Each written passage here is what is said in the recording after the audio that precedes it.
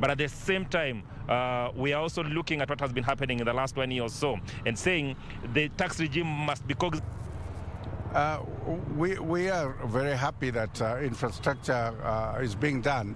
For example, the meter gauge railway to Malaba, the meter gauge railway to Kisumu, and the port rehabilitation of Kisumu. These are enablers of business expansion.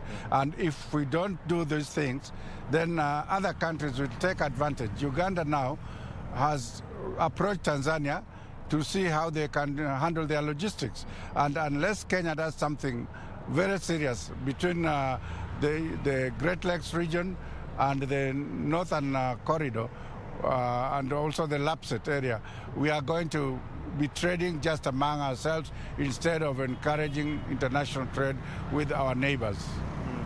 Well, Kenyans and of course the business community have constantly said that they are willing to pay taxes. But one thing that has actually come out of them also is the fact that the government must do much in terms of fighting corruption, because this country is actually losing quite a lot in terms of stolen resources. Going into this year, which areas do you expect the government to actually tighten the nooses in terms of ensuring that we lose very minimal in terms of public resources? Corruption has been a very big letdown in this country. We have had people asked to step aside so that their cases can be investigated, and 3 years down the line, those cases are not concluded, and the country is not gaining that money. We must find a way of making sure that our investigative agencies and prosecutorial agencies do their work and deliver so that corruption can be tamed. Israel, apart from being the chair of the National Chamber of Commerce and Industry in this region, you're also an ordinary mwananchi. What are your expectations in conclusion? We expect things like tax on fuel, which is affecting everybody from the fishmonger to the mega companies who are transporting cement and so on. This affects everybody, and even matatus and the passengers. So we need to look at this and make sure that our people can move reasonably at a reasonable cost. Thank you very much, Israel Lagina, of course, the chair of the National Chambers of Commerce and Industry in this region, of course, putting us into perspective of exactly what the business community is expecting from today's budget estimates from the government. Of course, we will be sampling more views. Of course, my colleague, Weekly for Cash, will be talking to the ordinary mwananchi later on, so that then he can actually also bring to the fore the perspectives of or the expectations of wananchi from this region. Back to you, Irene. Achola Simon, live from the county of Kisumu on this important day in the country's calendar, where the national government will be reading the 2021-2022 budget, and this will be read at the Parliament buildings by Finance Minister Ukur Yatani. Now, as Achola mentioned earlier, the business sector has been affected, but that is not the only industry that has been affected. We also have other stakeholders in the agriculture sector, the health sector, who are also raising concerns. A section of farmers earlier on talked to Channel 1 and said they want the government to reduce the prices on seeds, fertilizers, and also training. And they also noted it is important for the government to consider the cost of processing these products, which has affected the farmers in the country.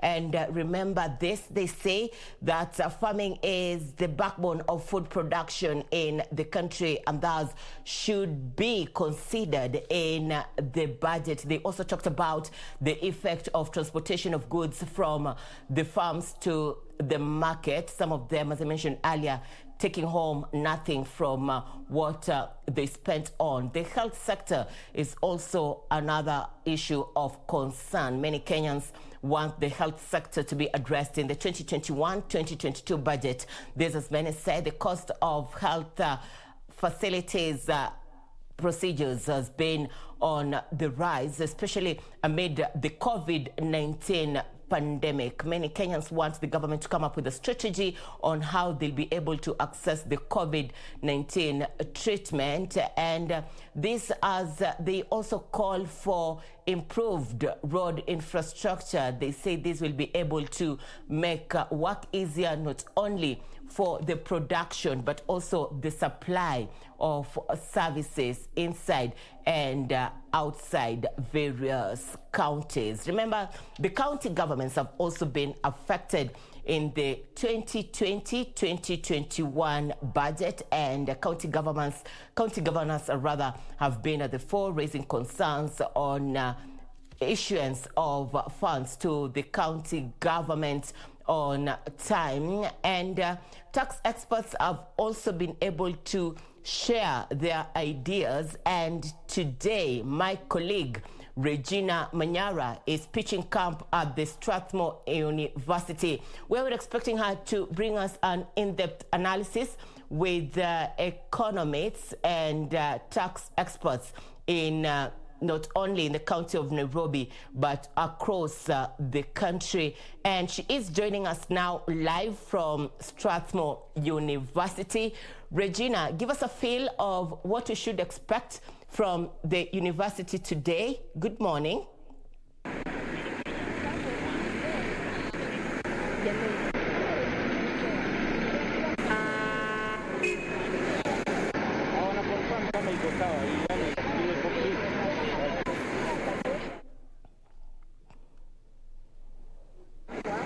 We apologize for that technical hitch. Regina Manyara will be getting back to us from the Strathmore University, where she is preparing to engage tax experts as well as economists to be able to bring for us the feel of the expectations of the 2021-2022 budget. And before we engage Regina, let's get the feel of what Kenyans want in the 2021-2022 budget. And many Kenyans want the budget to prioritize social economic sectors in a bid to cushion them from the current tough economic challenges. Speaking to KBC Channel 1, those in various parts of the country said that the allocation of funds to social programs will shield them from unemployment, high cost of goods and services, and the high cost of living.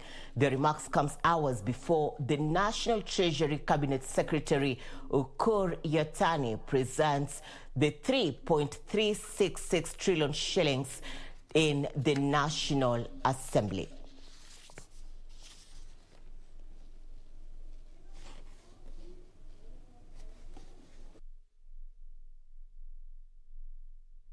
Taxes, PPPs, or borrowing. Here are opinions of various Kenyans who feel that this budget should be more mindful of their pockets. Naona wanashughulikia sana infrastructure nini, but tunafurahia for those hizo ma projects pia wanafanya, but tungependa pia washughulikie wasekaa sisi. Ni ajira ama ni chakula ama ni ukulima ama ni mambo ya barabara. Kama ningekutana na yeye saa hizi, pesa mingi sana angaiweka katika agriculture. Unajua saa hii life ya saa hii by the way ni tricky sana na ni hard. Na kitu ya kwanza lazima tuwekwe into considerations kama wananchi. Na kitu yoyote kabla ipitishwe ama iamuliwe, sisi wananchi tunafaa tuongee, wapeleke bunge watutetee ikuwa approved. Kusema ukweli tunapitia shida sana. Kwanza tangu hii mambo ya kuwa port imetolewa, mambo mengi yameenda Nairobi, biashara haiendi kabisa. Hivi hata tunasikia wanataka kutuongezea gesi tena. License, kila kitu imeenda juu.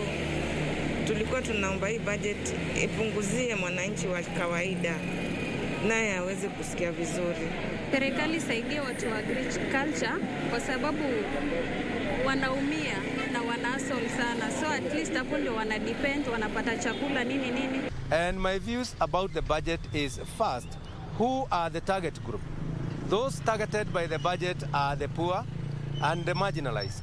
And we are from COVID, meaning that most people have not been trading, or they have not been trading to the full capacity. Tunauliza, je, ni siku gani budget itasomwa tusikie tumeangushiwa vitu badala ya kuwa tunapandishiwa vitu kila wakati. The 2021-2022 3.6 trillion shillings Kenyan budget has been received with mixed reactions here on the streets, with Kenyans saying they need the shillings to go directly to their pockets rather than major infrastructure projects. Alan Aoko reporting for Channel 1 Business in Nairobi.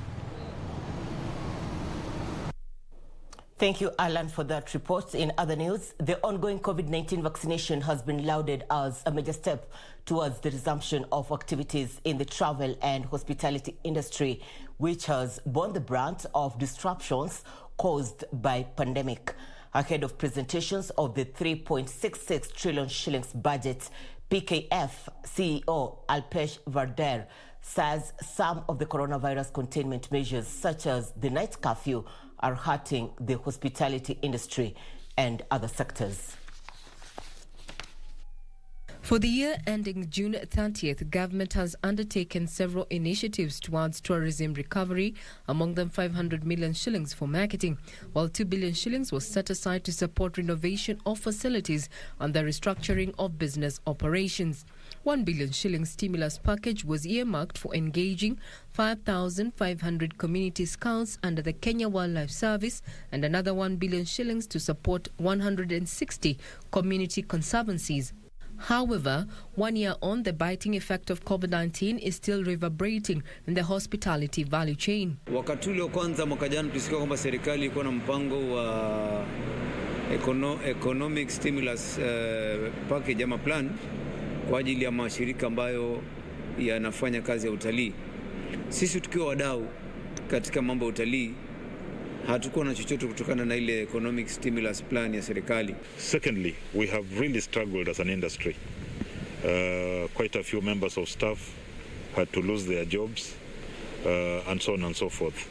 Data from the Kenya Private Sector Alliance indicates that at least 3.1 million jobs in travel and tourism were affected in the year 2020 as hotels, bars and restaurants, tour operators, airlines, travel agents and their suppliers and support services recorded low business. Sasa tuna expect unajua maisha imekuwa ni ngumu sana kwa kila kitu iko juu, alafu tumetoka wakati wa COVID. Mafuta bei yake ilikuwa imeenda juu na spare parts za gari zilikuwa zinaenda juu, alafu magari mingi zetu ni za loan. Kwa hivyo ile tuna expect, lakini sasa hatulalamiki sana, ni tu Mombasa because we depend on tourism. Tuna expect tu serikali iendelee kufanya juu chini kupata tourist, alafu maneno mengine kama ya mafuta waangalie, kwa sababu hiyo bei ya mafuta ikienda juu sana pia bei zetu zitaenda juu, alafu unaona hiyo itakuwa mbaya sana kwa customers. For taxi drivers, Kiro businesses, among the several indirect dependents of the hospitality industry, anxiety is rife with the looming threat of a fourth wave of the COVID-19 pandemic. Tuweke katika bajeti ile, katika mipangilio economic stimulus, waangalie watuweke, lakini wasiseme kwamba watakuja kutukopesha, because kama sababu tukopesha mkopo tutatoa pesa kulipo ile mkopo. Hakuna utalii completely kabisa. The expectation is that the proposed budget will make provisions for industry players to remain afloat. This is a good thing. All the staff are vaccinated. We are telling the marketplace that we are a safe place to go, and if people come, they'll be safe. However, for us to be even safer, as many people as possible in the country should also be vaccinated. So we pray that the rollout of the vaccination will go on and help many people. However, for accounting expert Alpesh Varder, the ongoing vaccination exercise is key towards the resumption of activities in the hospitality industry. We are roughly about 7 billion in the entire world. So how are we going to get 7 billion people vaccinated in a short span of time? So we can't go into a full lockdown, open and close and reopen. So I think we just have to learn how to live with COVID. He further proposed government to involve the private sector in COVID-19 vaccine sourcing to hasten the intervention. All eyes are focused on Ukur Yatani's briefcase and its contents for the hospitality industry. Regina Manyara focused on the 2021-2022 budget. Indeed, the 2021-2022 budget should consider the tourism industry, considering that the tourism stakeholders have been at the fore to ask the government to come up with strategies in uplifting the status of the sector, and they would urge you not to cancel your travel, but instead change the date. Regina Manyara Gitau is now in the Strathmore University, and she is ready with the taxpayers and economists on the expectations of the 2021-2022 budget. Regina, give us a feel of what is happening and our expectations from you at the Strathmore University. Good morning once again. Thank you very much, Irene Mchuma. Rightly put, we are coming to you live from the Strathmore Business School at a time when all Kenyans are really expecting and very expectant of what Ukur Yatani's briefcase is going to have for them. Wanjiko is complaining about the high cost of living, while investors, both local and international, are keenly looking at what the amendments to the Finance Bill 2021 are going to portend for their businesses. The government intends to spend a cool 3.66 trillion shillings in the next financial year. This is exactly 210 billion shillings more than what was approved by the BPS. Question is Kenya biting too much to handle? That question is going to be answered in not too long, because I have a panelist made up of investment analysts as well as a tax expert to help us unpack the Finance Bill 2021, as well as try and preempt what the National Cabinet Secretary Ukur Yatani is going to be presenting this afternoon. Just to take you back, what has been happening over the last week. Yesterday, the budget, the national chairman, the National Assembly, we had the Budget Committee Chair, MP Kanini Kega, presenting the budget estimates that were approved. That's where we got the numbers from, with current expenditure being pegged at 1.29 trillion, while 666.5 billion shillings is going to go into development. With 13 months before the general elections, questions have been put to: is really this government going to achieve the Big Four agenda, or is it time that we started planning for the Big Four agenda beyond 2022? That is in specific to have it factored in the fourth Vision 2030 plan. Long term after this particular tenure of President Uhuru Kenyatta, then is a Big Four plan, is a Big Four agenda going to be realized? That's one of the questions that was asked yesterday in Parliament. This struggle of pending bills that has affected all MDAs as well as businesses. Despite the president's directive there to have these particular pending bills paid, a majority of businesses and MDAs are yet to receive the full payment of this, therefore affecting all sectors. Issues of foreign exchange. The tourism sector is one of the country's main income earner when it comes to foreign exchange earnings. But to the global shocks and COVID-19 restrictions to travel, we have seen this industry bearing the brunt of COVID-19. So what is the plan? Are we going to be focusing on efforts to revive and stabilize the domestic sector so that it can support this otherwise lucrative sector? That's another question we're going to be having. Now, let's look at the cost of living. Over the last few months, fuel prices have been on an upward trajectory. And Kenyans have been saying that this is getting out of hand, because once the prices of fuel go up, it means basically everything else goes up. Under some of the proposals that have been made in the Finance Bill 2021 is to increase VAT, or rather move green energy, what we refer to as solar, from zero rated to tax exempt. This means that these particular gadgets are set to become expensive. Further on, let's look at the households. There's a proposal to introduce VAT on essential goods, namely infant milk as well as bread and motorcycles. What this means is that a majority of Kenyans will not be able to meet their day-to-day expenses. And that's why this particular presentation in the afternoon by the National Cabinet Secretary Ukur Yatani is very important to a majority of Kenyans, and that is Wanjiko. When it comes to matters of investment, and Kenya has been priding itself as an ideal investment place, or rather country. Now the government intends, or rather there's a proposal to introduce VAT on exported services. What does this mean for such projects like Konza that will heavily rely on exported services? All this is going to be put into perspective by the analysts that we have with us here this morning, and we're also opening up these channels to Kenyans who are watching this particular broadcast on our official station handle, that is at KBC Channel 1 News. What are your expectations of the budget 2021-2022? In not too long, I'll be introducing my panelists and get, or rather where the rubber hits the road, where we talk about those numbers and our expectations. I'm Regina Manyara. Briefly, we'll be getting back and getting to meet our panelists. Thank you, Regina, reporting live from the Strathmore University, where she is preparing to engage tax experts and economists on the expectations of the 2021-2022 budget. This ahead of its reading at Parliament buildings by Finance Cabinet Secretary Ukur Yatani, who will be making his way from Treasury buildings later on this afternoon to Parliament buildings, and he will be reading out not only to Kenyans but also legislators and other guests who will be invited at Parliament buildings. Security has been heightened in and around the Parliament buildings, and this is to ensure that everything runs as planned by the national government, as much as expectations for Kenyans are high. My colleague Junei Karisa is in the county of Mombasa.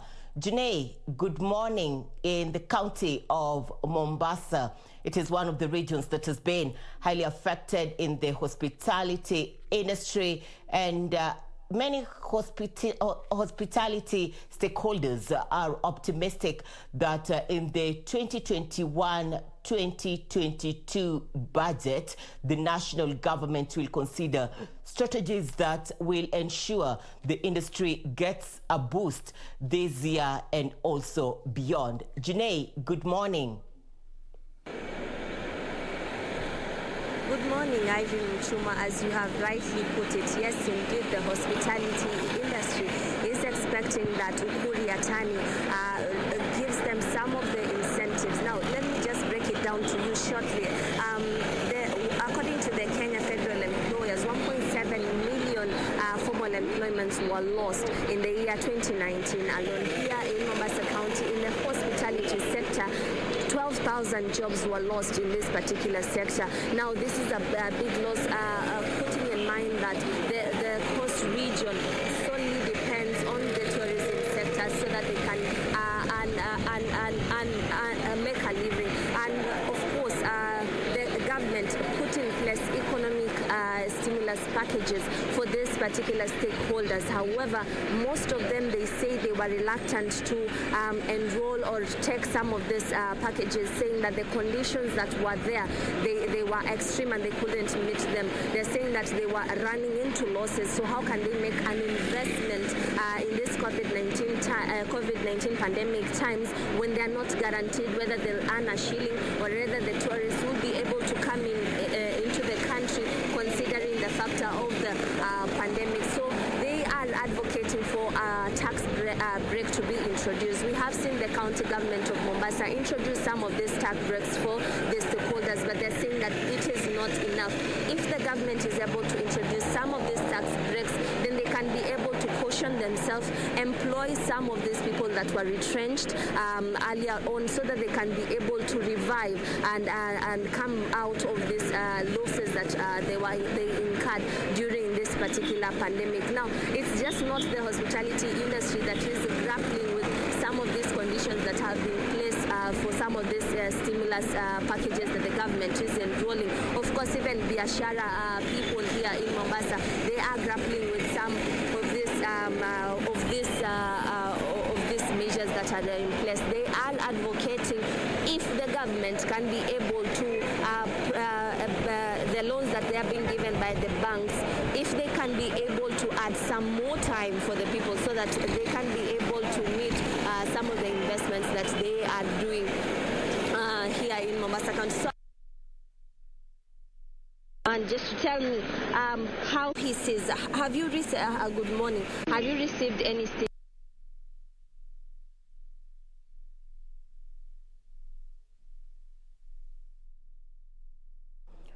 We do apologize for that technical hitch. June Carissa reporting live from the county of Mombasa, where she was painting the picture on how businesses have been affected, especially amid the COVID-19 pandemic.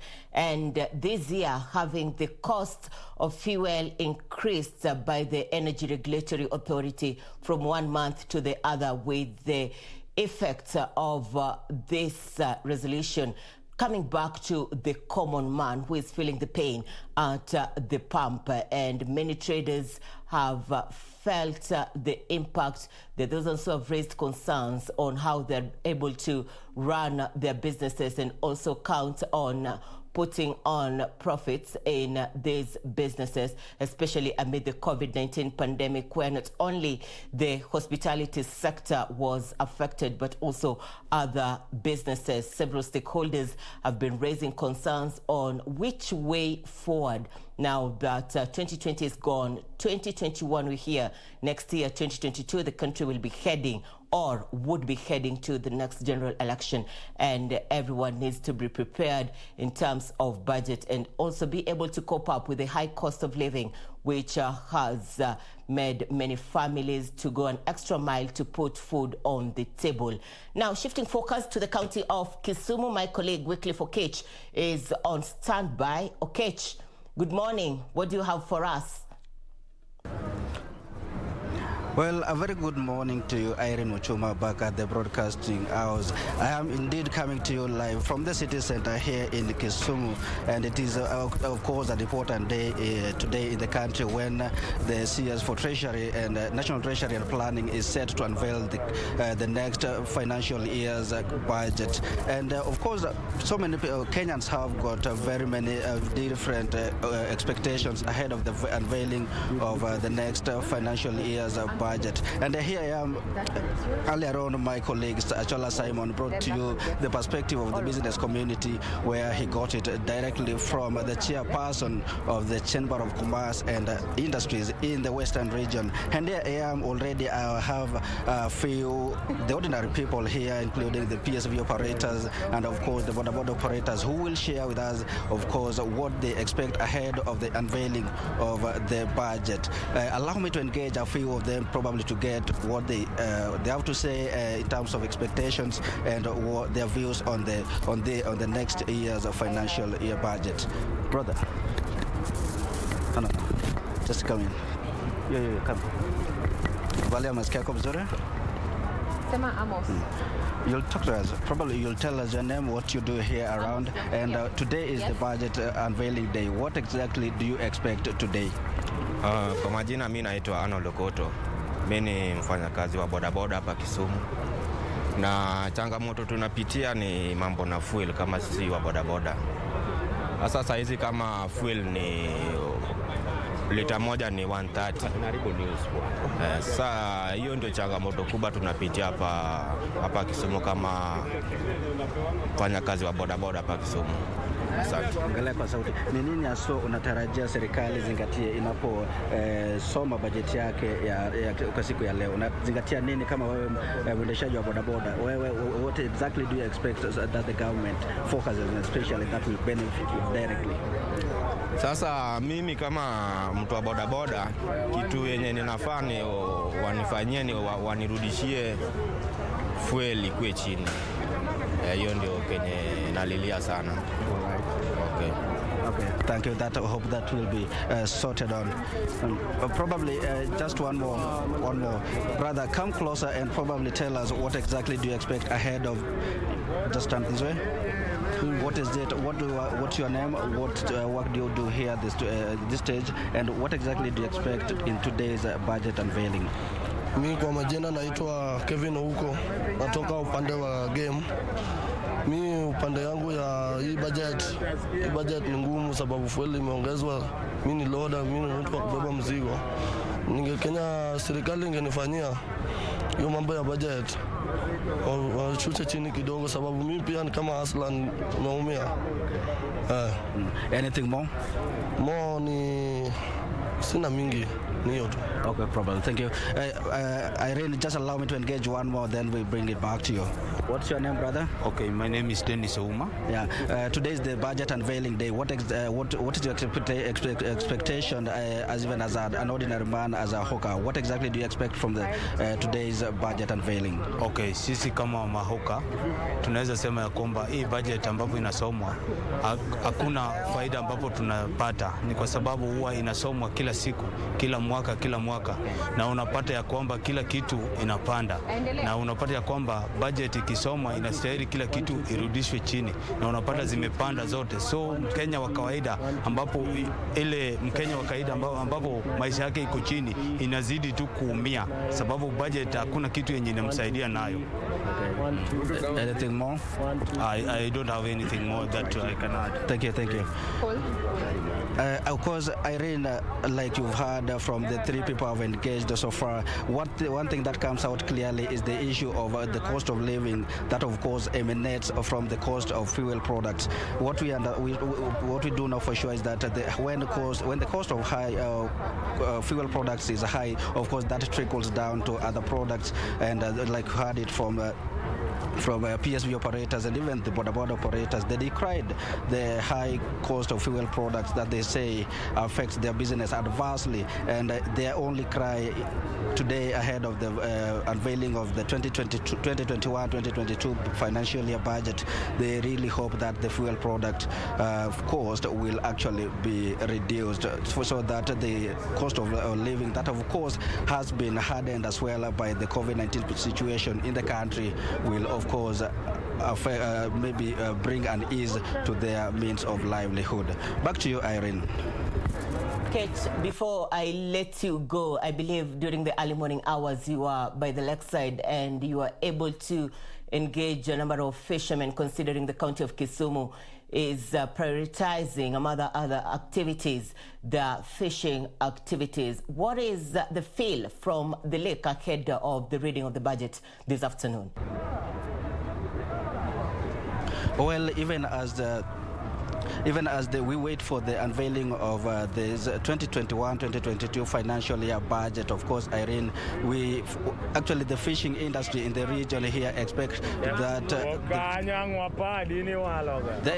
major expectation is that the infrastructural aspect will be considered. You do realize that transportation of the fish product from this side, actually being a lakeside county or a lakeside city, most residents here depend on the lake as their source of livelihood, and with that comes the expectation that in the infrastructure that allows for the transportation of their fishing products be eased, and that means, just like I mentioned here, with the infrastructure comes fueling products costs, and that added to it will mean that the fishermen, or rather the fish traders in this region, expect that the infrastructural aspect will be considered, as well as the cost of fuel products. One more thing.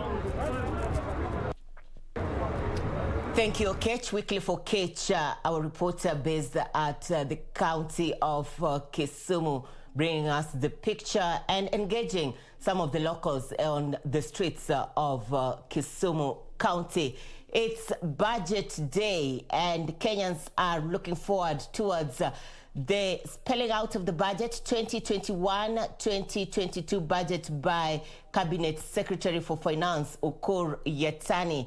KBC Channel 1 is keeping base across the country. In the county of Kisumu, we have Weekly for Kech and Achola Simon. In the county of Mombasa, we have Junaid Karisa. At Parliament Buildings, we have O'Brien Kimani, and at the Strathmore University, we have Regina Manyara, who is ready to engage tax experts and economists on the expectations of the 2021-2022 budget.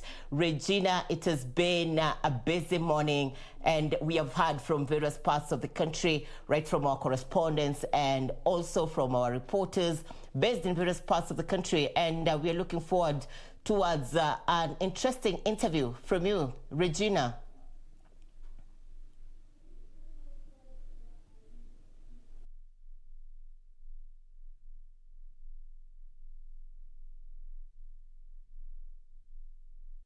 Add But what government intends to spend is 3.66 trillion shillings, which is 210 billion shillings more than what was approved by the BPS. Now, yesterday in Parliament, the Budget Committee Chair, that is Kieni Member of Parliament, Kanini Kega, had the budget estimates approved, paving way for the presentation this afternoon.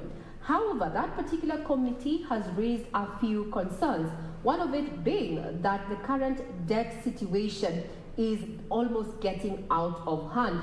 They recommended that we adjust the debt ceiling from the current 9 trillion shillings upwards so that government can implement the budget that is 3.66 trillion shillings.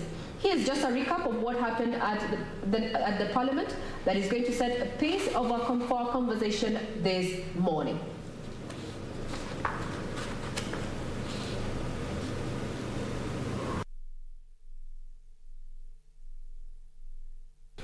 According to the approved budget estimates, the government expenditure under Consolidated Fund Services will increase by 24% to 1.33 trillion in the next financial year, starting next month, due to an increase in public debt service expenses, which constitute 88% of Consolidated Fund Service expenses. The Consolidated Fund Services will amount to Kenya shilling 1.3 trillion shillings in the financial year 2021-2022. For the first time, the Consolidated Fund Services will surpass the recurrent budget that we have had. This is a 24% increase. That is by 253 billion from the financial year 2020 to 2021 levels, and is primarily on account of increased public debt. The chair of the Budget and Appropriations Committee of the National Assembly, Kanini Kega, has warned that implementation of the budget hangs in a balance owing to an increase in expenditure against diminished revenue returns. Honourable Speaker, by end of March 2021, the public and public guaranteed stock of debt amounted to Kenya shilling 7,334 billion, representing 82% of the 9 trillion national debt ceiling. The committee is concerned. Owing to this, the Budget Committee is recommending that Parliament increases the debt ceiling to give the government wiggle room against a shrinking budget flexibility. In the financial year 2021-2022, it estimates that the executive expenditure will account for 43% of the total annual budget and 65% of total revenue collected. The financial year 2021-2022 budget may not be implementable if the debt ceiling is not adjusted. The National Treasury projects a total revenue collection of 2 trillion shillings, an increase of 210 billion shillings year on year, with income tax projected to increase by 102 billion shillings to 835 billion. But next week, the Finance Committee will be tabling our report on the finance bill.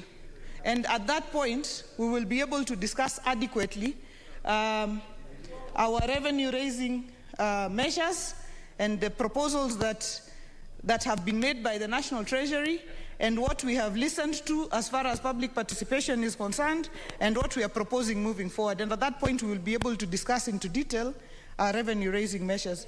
However, the Budget Committee warns that the expected revenue performance is subject to economic recovery against risks such as COVID-19 disruptions, high cost of fuel, and political uncertainty. Suffering out there, small scale people who are owned less than a million or two, and this would really help those people, some of whom are no longer existing. The committee recommends that the National Treasury sets up a fund by October 2021 that may be financed through a long-term bond for the payment of existing verified pending bills and court awards. The funds should be in place, Honourable Speaker, by the 1st of October 2021. Specifically, Mr. Speaker, there should be an infrastructural board. There are so many pending bills in the Ministry of Infrastructure. Mr. Speaker, if that one, of course, is done, definitely we'll be able to offset some of the debts that we have. The adoption of the budget estimates by the Budget Committee is a prelude to the budget presentation of the 3.66 trillion shillings budget on Thursday afternoon by the National Treasury Cabinet Secretary Okur Yetani. Regina Manyara reporting for Channel 1 Business.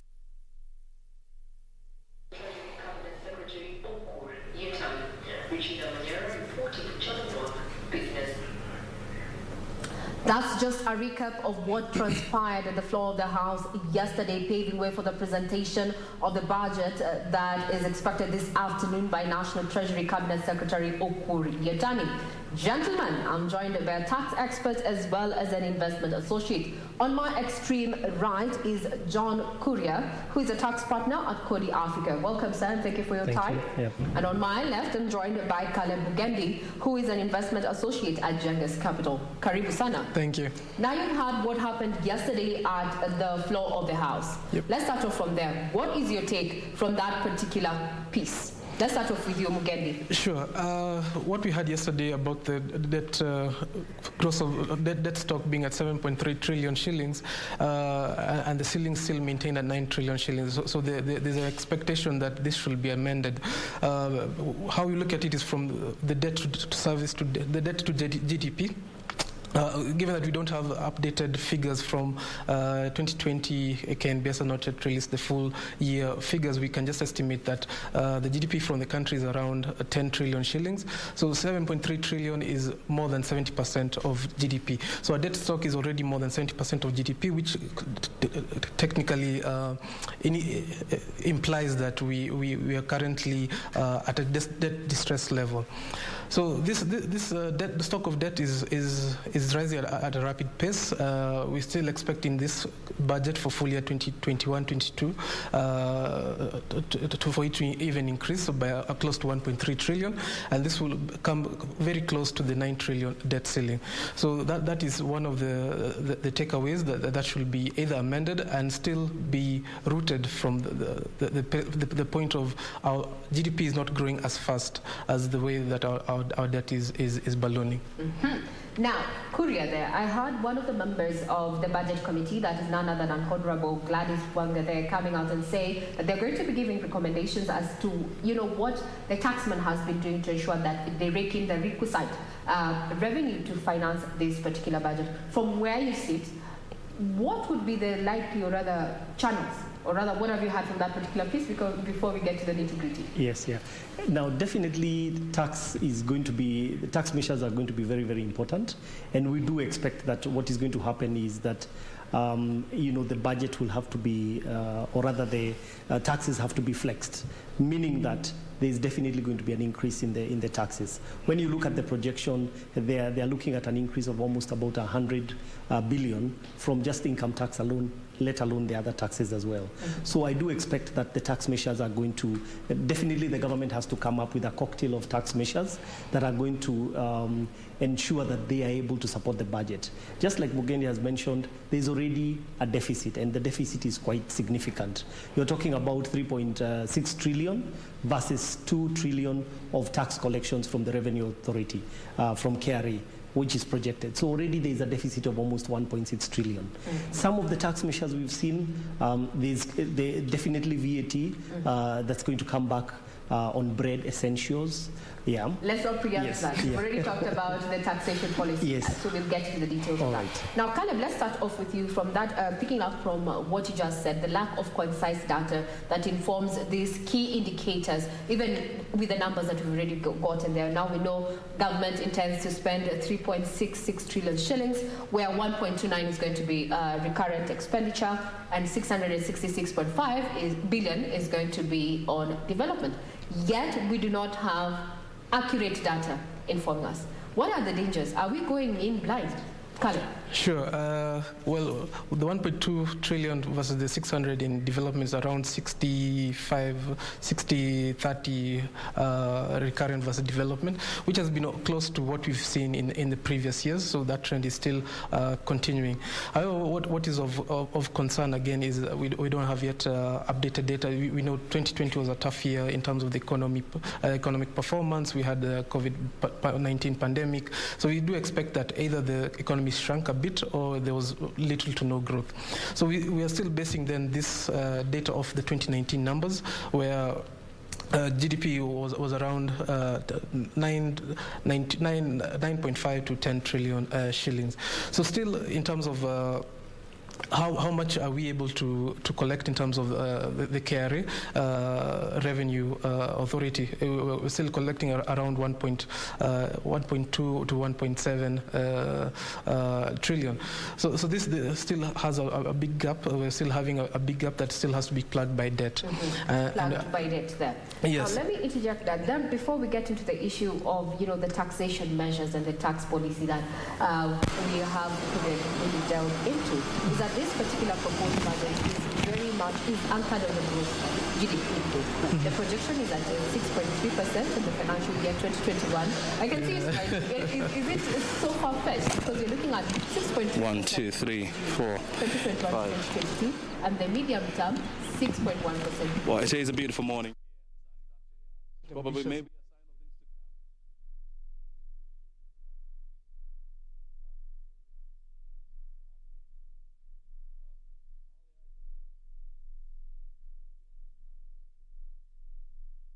Numbers to be a bit softer than initially expected. So I'm still in the range of thinking that we might grow between 4 and 5%, depending on the base, which is 2020, if it was flat. Again, this year, we did expect a lot of rebound. However, if you look at businesses, or if you talk to businesses, SMEs that are driving the economy, there's still a lot of pain. I don't think that the rebound has been that robust as initially expected. So we still expect businesses are still operating below capacity. We still need to ramp up production and productivity in the various sectors of the economy. Now, still on you, what are the risks to the macroeconomic growth from where you sit? The risks, especially, the main risk is the rollout of the vaccination program. We do expect that it should pick up. I think we're now at 1 million persons who have been vaccinated against a population around 2% of the entire population. And this is not yet enough to achieve herd immunity. So we do need these numbers to ramp up in the course of the year, so that we can safely go back to the productivity levels that we had seen before. So that is a major risk, a slowdown in the rollout of the vaccination program, and also in terms of stimulus to the SMEs. We'll also get into crowding out of the private sector by the government, because it's going to borrow a bit more heavily from the local market. That will also affect SMEs and businesses that are looking for credit and they're not able to access it. Let me throw this to you, Kuria. The issue when it comes to macroeconomic risks, issues of fluctuation of foreign exchange rates. Yeah. As it is, we're already having global fuel prices and such, and also now tourism is already taking a hard hit. What's your take in regard to this? Yes. Is this something that we need to be worried about? Yes, we need to be worried about it, because we can see a big chunk of our economy is asleep, especially on the tourism, which is a major foreign currency earner. So what I anticipate is going to happen is that even with the rollout of the vaccine, like Mugeni has just said, it's going to still take a longer time for that recovery to be realized. So which will definitely also mean that it's going to take a longer time for the economy to start seeing opening up of the economy because of tourism, which therefore means that when we look at our exchange rates, currency fluctuations, we do expect that this is going to be a norm. It's going to continue for quite a bit. So we do expect to see the shilling depreciating further. And as you can see globally, the rollout of the vaccine in the other countries, especially the Western countries, is almost reaching levels where herd immunity is going to be achieved. But in Africa, Kenya in particular, we are still at very low levels. So, yeah. Do you think if we had the private sector included in the value chain as far as supply and distribution of these particular vaccines are concerned, it would hasten the vaccination and also just help us get back to the norm? Yes, it would. Yes, it would. And I would also have, but again, it also depends on availability. So if it was possible to probably widen the manufacture of the vaccines, it would have helped. And also, of course, enhance distribution. Yeah. Yes. Now, political uncertainty ahead of the electioneering period always affects investment. Yep. Banks will hold back credit, investments, and investors will wait and see that uncertainty. Yep. How is it likely to affect, the growth over the is it one of the risks? How is it going to affect our growth when we say post-recovery, post-COVID recovery? From where you see? Sure. As we go into an electioneering period, a lot of investors do adopt a wait-and-see approach, especially going into this next fiscal year, because we just have 1 year until the election period starts. So there will be a lot of wait-and-see, because usually the market also moves in a bit of sometimes some cycles, especially when there's a handover in the reins of government per se. So we do expect investors to still adopt that wait-and-see approach, which will now be exacerbated by the COVID recovery not being as robust as we had expected. Now that you've mentioned COVID, there's already uncertainty around the business community with the call or the warning that we might be riding the fourth wave, and we will likely to see strict or more stringent COVID measures. Yep. How will this impact on what we're saying that this is a roadmap to recovery post-COVID? Well, again, with the expectation possibly of a fourth wave, this will then bring about the risk again of further lockdown measures, further containment measures, further measures of limiting travel and the like, which will directly impact the economy. As we know, then more people will still, let's say, adopt more measures like work from home or working remotely. Things like that will still also impact the economy. Businesses will freeze hiring, so the labor situation and employment situation will not improve, and we know that the unemployment rate rose significantly last year based on again the pandemic. So businesses will be slower to hire, they'll be slower to expand. If they had any expansion plans for this year, they'll put those on hold, and that will again directly affect economic growth. Now, Kuria, if you were given an opportunity, today you were sitting on the hot seat as a National Treasury Cabinet Secretary Kuria Tani, what areas would you prioritize in as far as budgetary allocation is concerned? I think stimulus measures to try and revive the economy. What Gladys Wanda put out, trying to bring, and also some of the other remarks around making sure that we can be able to create a fund to try and reduce some of this debt, because you find a lot of SMEs invariably their money is being held at the county government level, national government level, so which has a ripple effect. So I would prioritize a stimulus. I would probably go back to the measures that were introduced last year, the measures that were introduced, the tax measures. I would have thought that they would have been more appropriate now as opposed to last year, because a reduction in tax rates, reduction in VAT has the effect of stimulating consumption, and therefore creating a ripple effect, a multiplier effect, as opposed to increasing taxes in areas that otherwise look quite uncreative and punitive to the common mwananchi. Yeah. Let me be the devil's advocate here. But the question is, when you say about the reintroduction of the stimulus package, government already said that it lost a cool 62 billion shillings owing to that, that period, that grace period for Kenyans to just try and ride the wave of COVID-19. The question is, can we afford such an expense, looking at where we are as far as the economy is concerned? Yeah, so just like I've said, I think the issue is when it was introduced. I think it should be now. When you introduce it during containment measures, what it's likely going to do is lead to a loss of revenue, because people are losing jobs, the economy is stifled, industry is not producing at par. So you'd expect that it's not really bringing the effect that is needed.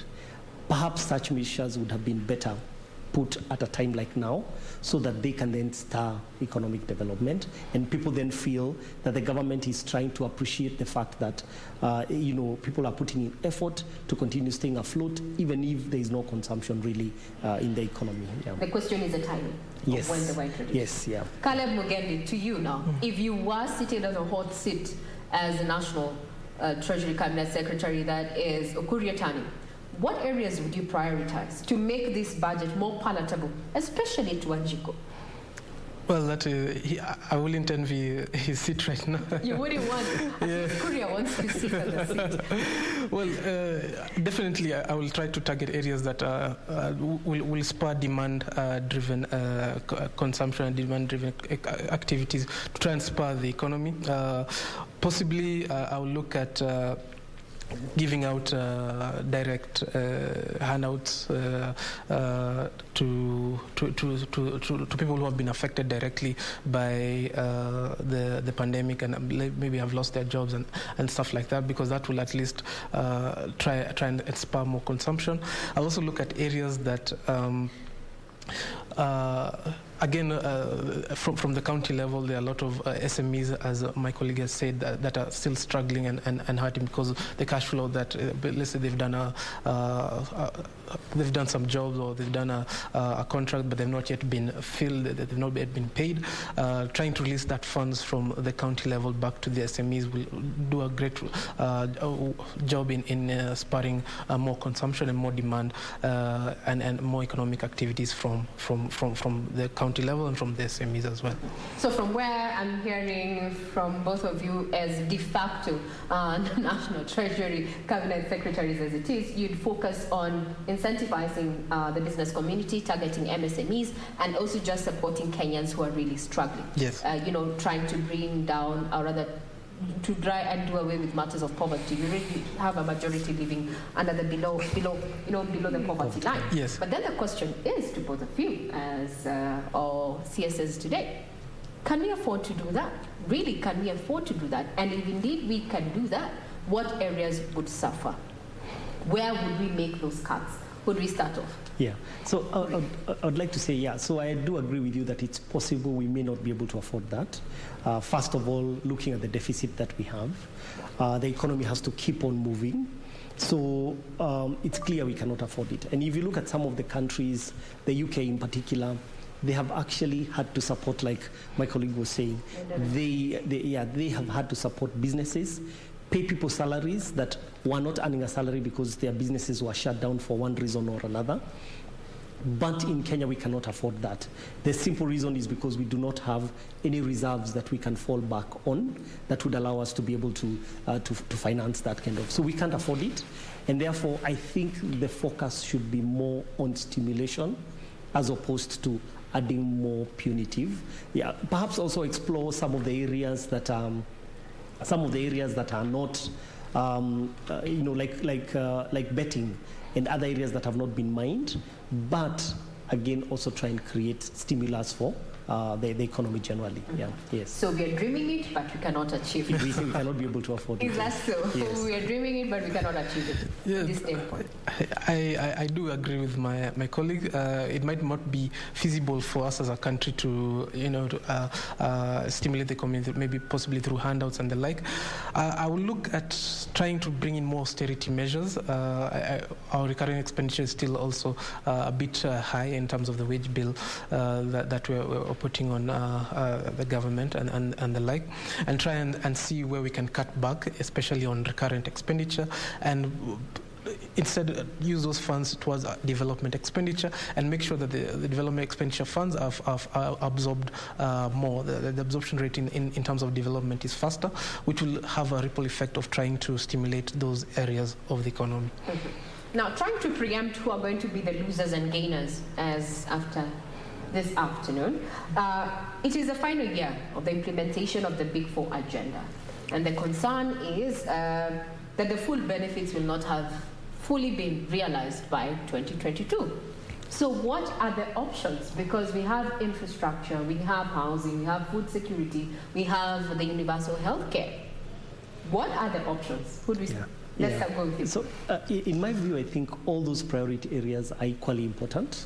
But definitely because of budget constraints and even the time up to when the government has till the next election is not sufficient. So I would still say there is enough time to focus on some of them, not all. Like for example, infrastructure, because infrastructure has got an effect, a multiplier effect, a much greater multiplier effect. Mm-hmm. And if you look at the current infrastructure projects, if they are completed on time and completed well, definitely there is going to be a star in the economy. There is going to be that growth. Now, when I also look at universal health, that is something that is very, very critical. And looking at what is happening right now with the pandemic, if we are able to make universal health affordable, we can be able to make sure that our hospitals are well staffed. I think we will be at a very good place. So if I was sitting there, I would probably focus on those two areas. Infrastructure, universal health, I think are critical to make sure that this government, completes its leg quite well. Yeah. Talking about long term. Now, before we engage Caleb Mugendi, who is an investment associate at Ganges Capital, I'm taking you to Parliament, where my colleague Brian Kimani is on standby, just having conversation with members of Parliament ahead of that particular presentation this afternoon by National Treasury Cabinet Secretary there. Brian Kimani, what is the feel on ground from Parliament buildings?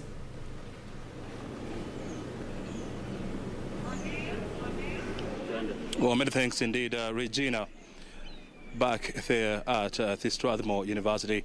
Of course, we are live here at the buildings of National Assembly. And the focus is, of course, on this house, where later on this afternoon, the Cabinet Secretary in charge of National Treasury, Ukur Yatani Ambassador, is expected to come and outline his taxation as well as policy measures to finance the 2021-2022 budget. And of course, his measures are going to be critical in ensuring that there is continued economic recovery as well as sustained economic growth going ahead. And of course, it is coming at a very, very critical time when the country and the world at large is going through a serious and a debilitating pandemic in the name of coronavirus. We have seen how it has managed to scoop our economic growth back here in Kenya from a high of 5.6% in the year 2019 to around 2.5% last year. And the question is, will the situation be worse this time around? Of course, we are keeping an eye on the data expected to be released later this year by the Kenya National Bureau of Statistics. But as I told you, we are here at the National Assembly. We are keeping an eye on what's happening inside here because all the eyes of the nations are fixed on this house.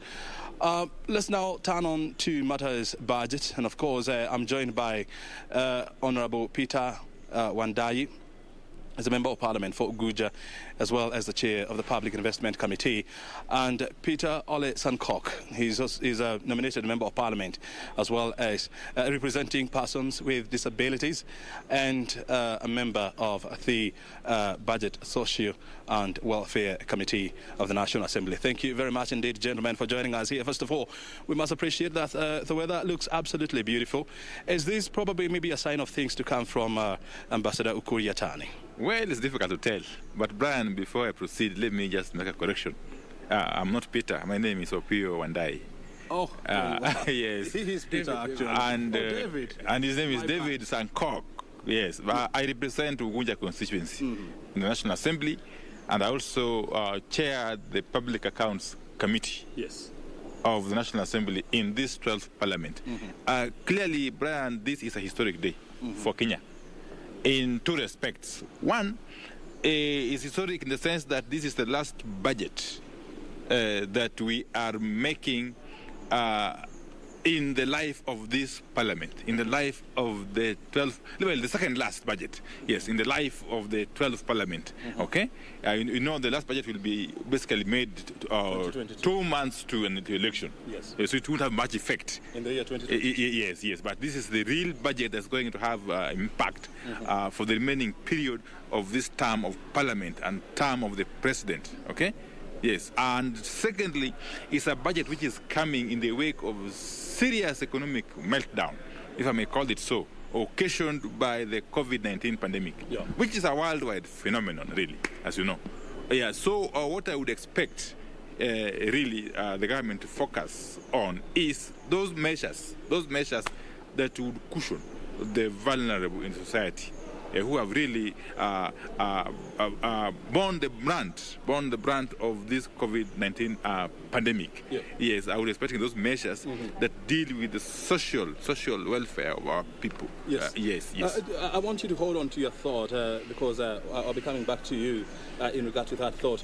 You're talking about the measures that will safeguard our social fabric as a society. David Ole Sankok, yes.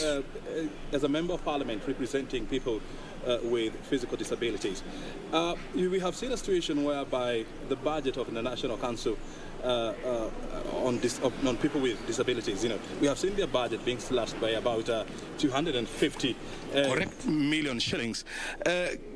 are we really serious when it comes to looking at the welfare of people who are more at risk of sliding back into economic poverty? When I saw the budget, I was as shocked as you were, because clearly then it is not only insensitive from the side of the government, but really not taking care of its own citizens who they are vulnerable, the lower cadre of our people. And if there is anybody who is vulneralized, it is those persons with disabilities. First of all, we dependent, 80% of the assistance that we offer to persons with disability depend on donations and philanthropies and even religious organizations, all of them of which were closed during this pandemic. So we expected probably to increase the budget, but the budget has been cut by 250 million out of a budget of 600 million. And the money that they cut is called development fund. And the development fund in National Council for Persons with Disability is fund for wheelchairs. We have people in this era crawling in our streets. We have children with disability crawling into that dirty pit latrine, using their force. And then they're again using those soil arms to eat food. You find them, their self-esteem is a bit lower. We have cut the budget for education assistance for persons with disability. They don't have plan B. Yeah. It is either they go into education and become doctors and engineers, or they go to the street to beg. And I expected that vulnerable group should have been cushioned more than any other thing. And then again, lastly, there's a lot of stall projects. Mitihani House started in 1986. The standard gauge railway, you people of the media used to say a rail to nowhere. I did not believe you until I went to where the phase 2B terminates in a remote area called Murutoto with one shop and one butchery. That is where the phase 2B, 52 kilometers of rail, where we have pumped billions of Kenyan taxpayers' money, have ended up. But you see, it's also good to put things into perspective. I mean, the fact that, the railway ends up in that section, it doesn't mean that that is the final destination. We know for sure that there are plans. And the construction of the standard meter gauge line all the way to Naivasha and proceeding all the way to Nakuru and all the way to Kisumu is currently underway. So it's improper to say that it terminates at that point. But back to the question that we are asking, and the beauty of it is that you're a member of parliament. Your role is to ensure that the welfare of people with disability is looked into. When you have a situation whereby 250 million shillings is cut off from the budget of people with disabilities, as a member of parliament, what is your next course of discourse? Of course, we have lobbied members of parliament. We have decided that one will not be slashed. If there is anything, they can increase. But they cannot even slash a coin from National Council for Persons with Disability. OPU and I is here. But when I talk of a standard gauge railway ending in Murutoto, I know what I'm talking about. Because 52 kilometers from the Suswa dry port towards Narok, only 12 kilometers shy of Narok, it have stalled. It have been diverted all the way from Suswa dry port, meter gauge railway to Naivasha, meaning the other one, there is no need of the other one. Instead of terminating it in Narok town, where there will be a catchment area of even people transporting their goods. Very soon I'm going to engage you on that topic and probably maybe invite the people who are in charge of that project so that we can have a fair discussion. But today our focus is on, the national budget, which is expected to be outlined later this afternoon. And you have touched on the role of the Public Accounts Committee to ensure that, there is proper accountability in public management, in the management of public funds. Opio Wandayi, he has said, he has enumerated some of the challenges being faced by villagers in this country. As PAC chair, what would you say about that? Well, first of all, at PAC, we deal with analysis of what has been spent, okay? We essentially look at how public funds have been utilized. Yeah. But this is actually the beginning of the cycle, because the budget is a critical component of this whole cycle of public finance management. Okay? But I must appreciate one thing, that the Cabinet Secretary for National Treasury, Mr. Ukuri Atani, is walking a tightrope. Is trying to carry out a delicate balancing act, in the sense that our revenue levels, our revenue capacity is really constrained, really constrained. Yeah. And you will realize from his budget speech today that the bulk of the money that is being earmarked for the funding of this budget is going to be borrowed, either locally or from outside sources. Now, that's a very big challenge, as you know. Okay? So the government is going to grapple with the serious issue of recurrent expenditure, okay, which is borne largely by the bloated workforce and so on and so forth. But there's also other obligations which are mandatory, and these include the debt repayment, okay, which we have had to grapple with for all this time. So it's a very, very delicate balancing act. But what I've been saying all along, even in the report of the Public Accounts Committee, which we are currently debating in Parliament, we have stressed this fact, that it is important that the government remains realistic. That if you know you don't have enough resources, then you plan with what you can have, what you have really. You don't go out being too optimistic and planning with monies which you don't know where they're coming from. Okay? And you know borrowed money is very expensive to the economy and to the people, really. Okay? So let the government cut its cloth according to its size. The Honorable Sankok has talked very eloquently about stalled projects. The reason why these projects are stalling is simply because of lack of budgetary allocation, lack of money, lack of exchequer release, okay, from National Treasury to finance these projects. And why do we have lack of exchequer release? Because the KRA is not collecting enough money to be able to finance these budgets. Okay? So then, why then do we have to go back to where we are already? Instead of coming out, we are in a ditch. Instead of coming out, we are digging deeper. You see, by engaging in grandiose plans, which we are unable to finance given our revenue capacity. But you see, those projects, you know, for them to be approved, I mean, they have to come through the process of National Assembly, whereby the National Assembly has to say, okay, and we are living at a very extraordinary time, which calls for extraordinary actions. As members of Parliament, it behoves upon you to ensure that you know, we are living within our means. Brian, as I conclude, yes, you will realize that this budget making process has been long. It has gone through the committees of the House. Yes. Okay? And all these issues I'm talking about have been raised. And they will continue to be raised, even after today. Okay? So we are playing our role very, very adequately as members of the National Assembly. Yeah. Our budget, our oversight role in the budget-making process. Thank you very much. Honorable Sankok can continue. You don't have to leave without my permission, but I can allow you to leave. I know you're in a hurry, but thank you so very much. We'll continue engaging with you. That is Peter, Opio Andai. He's a member of Parliament for Gunja and also the chairman of Public Accounts Committee. He's rushing, but we're still in the company of David Sankok, who is a nominated member of Parliament representing people with disability. We're discussing how to ensure that the social welfare and the social fabric of the Kenyan society is well maintained. When you hear of suggestions, you know, to start taxing LPG gas, you know, to impose a 16% VAT on LPG gas, in a country where more than 1 million people use some dirty cooking methods, what conclusions do you make? You know, I think we are putting our priorities totally wrong, because we have used a lot of time discussing the issues of BBI and singing reggae throughout the country, instead of knowing that we are in the midst of a pandemic where our citizens need cushioning rather than taxing.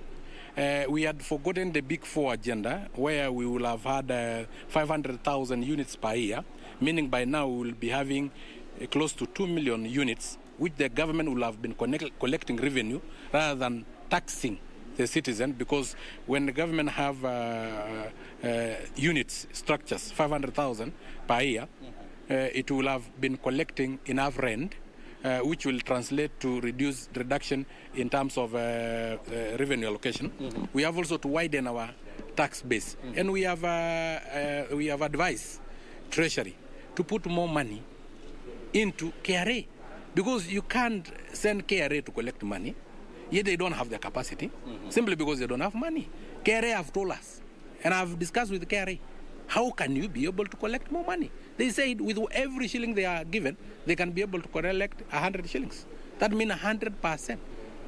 Meaning, we will put more money into KRA. If you put 2 billion, that translates to almost $1 trillion that they, $2 trillion that they will be able to collect. So we really need to invest in where the priority areas are. And you know, when I was talking about stall project, do you know currently in Kenya we have stall project worth 8 trillion. 8 trillion. Are you talking about stalled or delayed? Stall projects.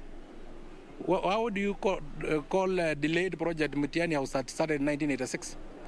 What do you call about tourism, the Ministry of Tourism giving a tender of 18 million in the year 2007-2008 after the famous handshake? And then up to now, we have already paid 200 million and we owe them 70 million. Is that a stall project or a delayed project? It's not a delayed project. They are playing tactics, stalling the project so that they can collect more money. What happened with the Arol and Comorel Dam? It was cancelled because of political reasons, yet it cost Kenya a lot of money. So, David, you must agree with me that, there are a number of things that definitely, have not gone right. And there are also many things that have gone right. But we also have to accept the fact that, sometimes you plan, but you end up failing.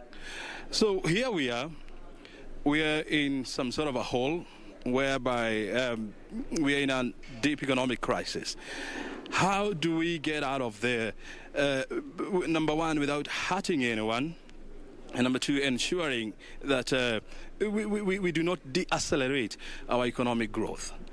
That is the suggestions that we're giving as members of parliament, because the budget implementation is squarely on the executive.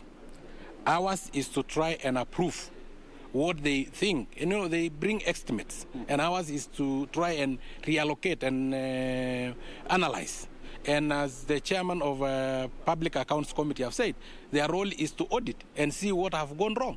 And even before we read the budget yesterday is when they tabled their report, so that the report can inform our way of making the budget. That is why our way of making the budget is when they inform us through their report that there is 8 trillion worth of Kenya shillings stall projects. So we don't want stall project. We want every project to be completed before we start new ones. Because a stall project means it is not economically viable. It is not giving Kenyan returns, yet we have already pumped in money. I've talked of 52 kilometers standard gauge railway. Now it is open for vandalism from scrap metal dealers, yet it is Kenyan money. It is not transporting what is supposed to be transporting. If it was in Narok, it would be transporting wheat, barley, animal and animal byproducts, soapstones and so on. But now we have stole it, we are not gaining from it, and we have already pumped in money. So that is what we are saying. And we are saying that for the National Council for Persons with Disability, let Treasury know not a coin will be slashed. We'll be looking to see how that augurs, going forward. David, thank you so very much indeed. Let's keep engaging on these issues because we all mean well for the nation, for this nation, and of course for the future of. Member of the Jubilee administration. Well, I'm not very much concerned about that, but there you are. So thank you so very much indeed for joining us. That is David Oleson Kauk. He's a Member of Parliament nominated representing persons with disabilities, joining us here to give us his views and his thoughts on the budget that is expected to be outlined later on this afternoon by Treasury CS Ambassador Ukur Yatani. Well, we'll keep engaging more members of Parliament from here to hear their thoughts and, of course, how they are making the budget-making process a better process and a more involving project as well. Back to you at Strathmore, Regina Manyara.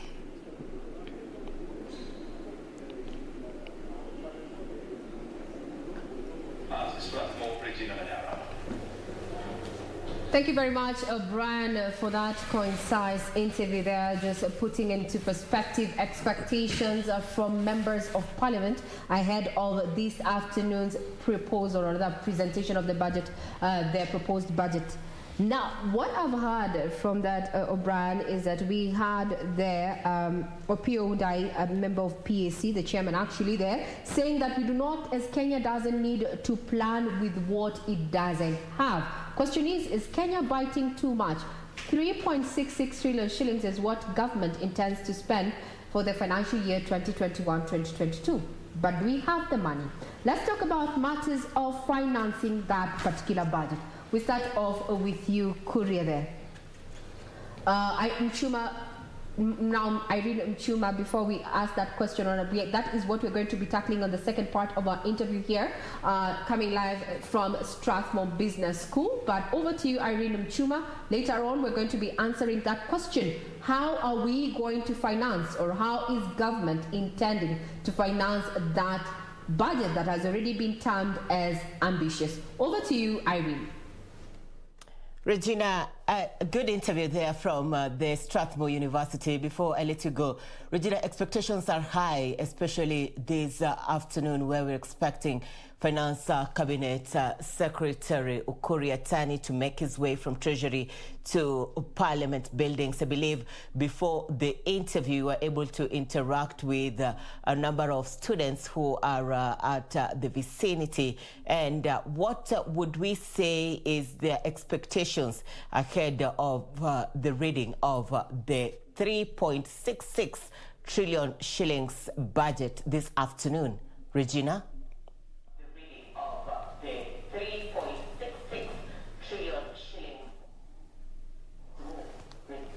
Well, Regina Manyara will be getting back to her later on in this live broadcast. This as she engages tax experts and economists live from the Strathmore University. Now, the team is wide. My colleague Alan Aoko is on the streets of the city here in the county of Nairobi along the central business districts, and he would like to bring us the picture at the Central Business District now that also Kenyans have a tendency of going around the Parliament buildings days as they not only watch the colorful ceremony where his Cabinet, Excellency Cabinet Secretary Ukur Yatani will be making his way to Parliament buildings, but also having their hopes high that they would be listened to and things would turn out to their expectations. Alan, good morning to you. Good morning, Irene. Yes, this morning we are pitching camp here at the Nairobi CBD at one of the most busiest streets here at Archives, where we are trying to sort the views of Kenyans. Of course, you've heard about all the numbers, the 3.66 trillion shillings budget. And so we just want to get a feel of what they are talking about, because they are saying there's a lot of numbers, but they want to know how these numbers are actually going to affect them physically in their pockets, whether it's going to trickle down. Of course, you can remember about the challenges, for example, the tourism industry got, where 80% of earnings was wiped out by the COVID-19 pandemic. People are still reeling from this pandemic. So Kenyans want to know how the budget that is going to be read this afternoon is going to, line their pockets with something small, or at least a stimulus package.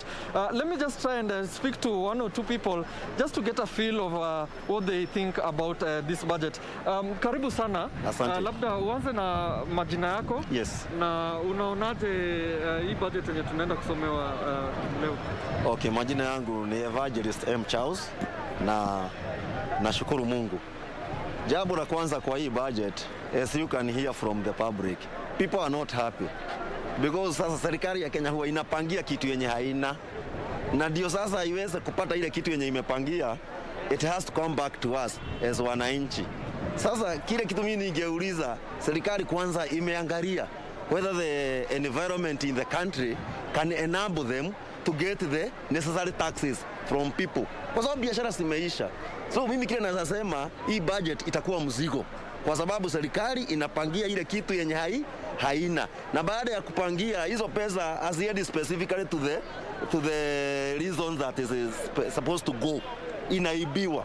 So hiyo ndio imekuwa shida kubwa hapa Kenya. Tunapangia ile kitu yenye hatuna. Na sasa kama ungeweza kuongea na waziri wa fedha, ungemwambia nini kwa siku kama leo? Kwanza waziri, okay, ni sawa tu, kwa sababu sasa hata budget kusoma hapa nchini Kenya, it is now like a tradition. We know after each and every year there should be a budget. Kwanza wa consult waangalie what is now happening, apangie kulingana na vile kulivyo. Ukipangia 3.6 trillion, do you have them? You don't have. So where will you get this money? From the taxes. You tax people, they don't have something to be taxed. So ageangalia hiyo kwanza, lakini maana sasa wakati umewadia, we don't have any other alternative except kumkubalia sasa asome kama tu kawaida. Yes. Asante sana, wacha tuendelee kupata maoni. Yes. Let's just get more views. Later we'll get for you more views, of course. But for now, let us, pitch camp here and get more views at the point where we get, more information on what Kenyans feel about this coming budget. But for now, I hand you back as we sort many more Kenyans for you at this point. Alan, before I let you go, could you have, all right, Alan Aoko trying to get more Kenyans to raise their concerns ahead of the reading of the budget 2021-2022. Remember, earlier on I mentioned there's a colorful ceremony expected right at Harambee Avenue, where Kenyans normally throng the area. It is a tradition for them to see how the cabinet secretary makes his way from the Treasury buildings to the Parliament buildings, where he's going to read out the budget. Now, the National Treasury has proposed 135.2 billion shillings towards the Big Four agenda in the 2021-2022 fiscal year. The allocation is 7 billion shillings higher than the 128.3 billion shillings allocated to the projects in the current financial year. The chair of the Budget and Appropriations Committee, Kanini Kega, says the full benefit of the Big Four agenda projects would be realized after the 2022. In 2017, President Uhuru Kenyatta unveiled the Big Four plan for the next 4 years. The Big Four agenda is anchored on the pillars of food security, manufacturing, universal health coverage, and affordable housing. With barely 15 months to the end of President Uhuru Kenyatta's 2 terms, there are concerns whether his government will achieve the intended milestones. In the 2021-2022 budget, National Treasury has proposed 135.2 billion shillings towards the Big Four agenda. The amount is a slight drop if compared with the 450.9 billion shillings allocated to drivers and enablers of the development plan in 2019-2020 financial year. But the chair of the Budget and Appropriation Committee, Kanini Kega, says Kenyans would soon start feeling the full benefit of the Big Four agenda. This being the final year of implementing of the Big Four agenda, the current administration, the committee is concerned that the full benefit of the Big Four agenda may not be realized by 2022. It is therefore important for the strategies that will be implemented beyond 2022, notably the 4th medium-term plan. In the next financial year, the National Treasury has proposed to maintain the allocation to the manufacturing pillar at 18.4 billion shillings, for which the drivers would take up 5.1 billion shillings. Those in the manufacturing sector say the COVID-19 pandemic has disrupted performance. The president had pledged affordable healthcare to all Kenyans and 500,000 affordable housing units by next year. In 2019, the government delivered the first round of 228 low and affordable housing units to Kenyans. Owing to COVID-19, the universal health coverage budget has been reduced by 2.3 billion shillings. In the final estimates tabled Wednesday in the National Assembly, the National Treasury has proposed 47.7 billion shillings towards UHC from the current 50 billion shillings. On affordable housing, about 14.8 billion shillings has been proposed, with enablers taking 13.2 billion shillings of the budget. In the budget, the National Treasury CS is expected to balance between post-COVID economic recovery and implementation of President Uhuru Kenyatta's Big Four agenda. Well, the coastal region is known for its white sandy beaches, an attraction that has continually earned not only the region, but the country at large billions in revenue. In fact, one of the areas at the coastal region has one of the finest beaches, being ranked among the top 10 in the world, and this continues to boost the hospitality industry in the region.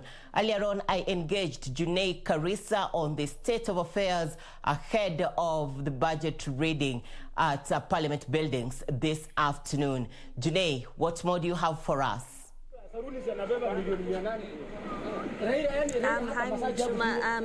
As you have put it, we have been engaging, of course, with some of the stakeholders in the hospitality sector just to tell us their proposals on some of the budgets. But allow me to talk to some of the wananchis here who have a view or two on the expectations of today's reading. Karibu sana.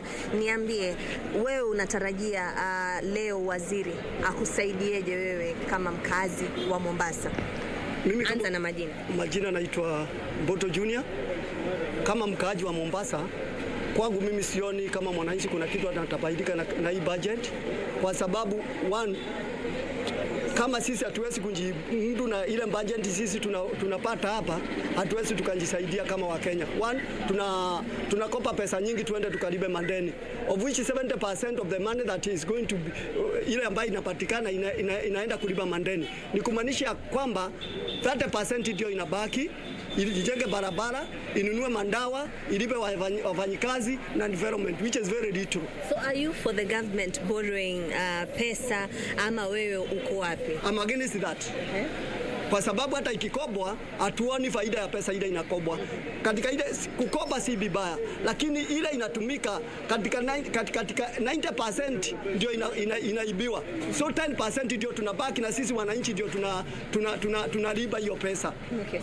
One, kama saa hii nikiangalia ile makabiliano ya budget ambayo nani ametengeneza, ni kumaanisha kitu kama mkate unapanda. Chakula ambaye sisi tunalima hapa inapanda. Mkate unapanda. Ni kumaanisha mwananchi anaumia. Sasa alafu kuna vitu vingine vinafanywa katika hiyo budget. Ukiangalia kama ile pesa imewekwa katika hospitali ama katika Ministry of Health ni nyingi sana. Yaani national government wanabaki na pesa na county government wanapewa pesa, of which katika health imekuwa involved. Ni kumaanisha hakuna pesa inastahili kubaki wapi? Kubaki katika national government. Other money ni kwamba katika Minister of Interior imebaki na pesa nyingi sana, which is very, hiyo ni vibaya. Pahali ambapo pesa zinastahili kuwekwa, sio zinastahili kuwasaidia mwananchi kama education ama agriculture, asiwekwi, zinawekwa kidogo, ndio national government wabaki wakiiba ile pesa. Okay. Wacha tu nipate maoni ya mwingine. Wewe niambie, unataka sekta gani iwekezwe zaidi ambayo itakusaidia wewe kama mwananchi wa hapa Mombasa? Sekta ambayo kwanza kabisa, majina yangu ni Nyachai Junior, na nilikuwa nasema ile sekta ambayo tunataka iongezwe pesa ni mambo ya mikopo ya benki, SMEs, hizi benki ndogo ndogo ya kuweza kuwafikia wananchi. Je, uko sawa na yale masharti ambayo yamewekwa? Kwa saizi naweza kuwa si sawa vile, lakini niko sawa. Kwa sababu gani? Kwa saizi watu wanatarajia mwamko mpya. Unaona, kwa mfano serikali ambayo Uhuru Kenyatta alikuwa nayo na Ruto, silikuwa na mtafaruku mwingi sana. Kulikuwa na mfutano, huyu anafuta huko, anakuta huko. Mimi nataka kujua kuhusu mikopo ya benki. Yes. Uko sawa na yale masharti ambayo benki imekuwekeza, ama ungependa serikali ikuongezee muda wewe kama mfanyabiashara hapa kaunti ya Mombasa ili kuweza kujisaidia wewe kama kibiashara?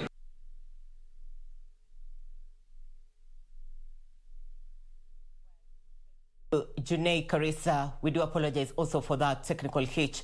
Junei Karisa, based in the county of Mombasa, interacting with locals and knowing their views ahead of the budget reading 2021-2022 this afternoon. Back to the Strathmore University, my colleague Regina Manyara has been engaging tax experts and economists since the early morning hours. Regina, before we break off from you, I asked you, were you able to interact with a number of students and perhaps hear from them their expectations now that they have also been affected? Remember, the transport effect comes also to that students at the Strathmore. Tell me, what do you have? Well, when we arrived this morning, Irene and Chuma, the students were already in for their lectures, so we've not had an opportunity to quite interact with them in regard to the budget presentation set for this afternoon. But I have two gentlemen with me who are our panelists on this side, an investment expert as well as a tax expert. And we are moving into addressing the issue of how government intends to finance this budget that has already been termed as too ambitious. There, borrowing heavily from those particular clips that we have just played for our viewers, is that the Big Four agenda still remains a priority for this particular government. But also experts have said that we might not realize the full benefits of the Big Four agenda in 2022 owing to the timelines. And thus now this puts the question, and I'm going to put it to this gentleman, what is the plan way forward? What's the way forward when it comes to Big Four? Should we plan for Big Four agenda beyond 2022? Secondly, Kenyans there are quite expectant of, the presentation of the budget 2021-2022, with some of them already resigned to the fact that really nothing much can be done for Wanjiko, and that the presentation will go on whether their views are taken account of or not, because this is a process that already began. We're also going to be looking at the budget process and participation of the public during this particular process. Now, I still have Caleb Mugendi, an investment associate at Genghis Capital on my left, as well as John Courier, who is a tax expert and partner at Cody Africa. Gentlemen, so much has been said there. This was just an overview of what has been said since morning. Let's start off with the issue of financing the budget. We already have, government targeting to collect revenue at 2 billion, shy of 2 billion, which is an increase of 210 billion shillings from what was approved by the BPS. We also have ordinary revenue being around 1.8 trillion shillings. We have income tax that is projected to increase by 102 billion shillings to 835 billion shillings.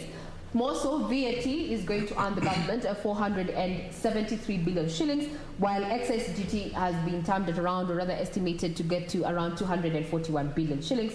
Import duty at 119 billion shillings.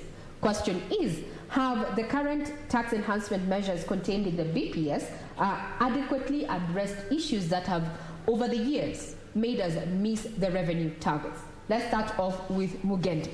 Sure. As again, we've highlighted that the tax target is continuing to increase, based also on the ambitious budgets that come out every year. So we also need to grow our taxes. In terms of getting the revenue, from the various revenue sources and revenue streams that the KRA has at its disposal, income tax is one of the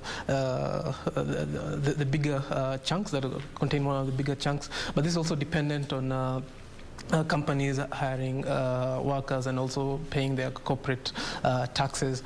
And in this economic situation that we found ourselves in, a lot of businesses are not doing as well, and this might affect that revenue stream. However, as has also been pointed out, the tax net has to be widened to bring in more people, more organizations to pay their fair share of taxes. So I'll say that the tax, as the tax net widens, we've seen a lot of times the KRA has not met its target, but in the current fiscal year, there's been a bit of an improvement towards meeting their target based on some of the strategies that they've employed, trying to rein in more tax cheats, trying to expand the tax base, and also in terms of becoming more effective at getting digital tax into that mix. Mm-hmm. Now to the tax expert. Now this is your forte. Yeah. This is your place. What do you think? Have the tax enhancement measures actually tried to correct the revenue, or rather decline in revenue? What do you think from Mace? Yeah, so looking at the revenue targets that have been set in the past and the performance of the Revenue Authority, I would say the enhancement measures have actually helped to boost revenue. Now we are seeing an increase of almost 210 billion against revenue collection measures that are now sort of stifled. And what do I mean by that? The space we are in is the Revenue Authority doesn't have as much creativity. We've seen the suspension of minimum tax. This happened because the court in Machakos ruled that it be suspended, at least for a period until the ruling, which is supposed to happen any time now, before the end of this month. After the ruling, then we can see what's going to happen. So minimum tax was one of the areas they were pegging. Already, just looking at the increase in income tax alone, about 100 billion from last year's targeted budgets, collections, we can see the areas, because this budget doesn't address a lot of direct income tax measures that would bridge that gap. It's either through enhancing collection measures, which the Revenue Authority keeps on doing, or making tax broader, broadening the tax net. But the only way that can happen is by having a vibrant economy, having tax measures that are more friendly to people, making sure that you're cognizant of issues that are, like now we're coming from a COVID, from a constrained economy point of view. So what I would say is that realistically, I would expect that the Revenue Authority would only be able to meet these measures if they are able to implement or widen the tax base and ensure that, issues like minimum tax are implemented well, digital services tax is also implemented well, all those measures that have been outlined in the finance bill. Yeah. Not talking about widening that tax base, so to speak. There's always been a target. Jua Kali sector has always been targeted in this, but somehow we do not get them fully on board. From where you sit at this point, what have we been doing wrong, or what has been the government doing wrong, in trying to widen this tax bracket and include the Jua Kali sector? Because if you look at the map, they are a majority who are missing from this particular net. Yeah. So if I give an example of presumptive income tax, which was introduced last year, and then it could not generate enough revenue, so they just let it go, or it was stopped. I would say that it's targeting, it's not coming up with a tax measure that is realistic. 15% of the fees that was payable, because presumptive income tax was based on paying 15% on your license, which was quite punitive. If you look at the small businesses, it's quite punitive.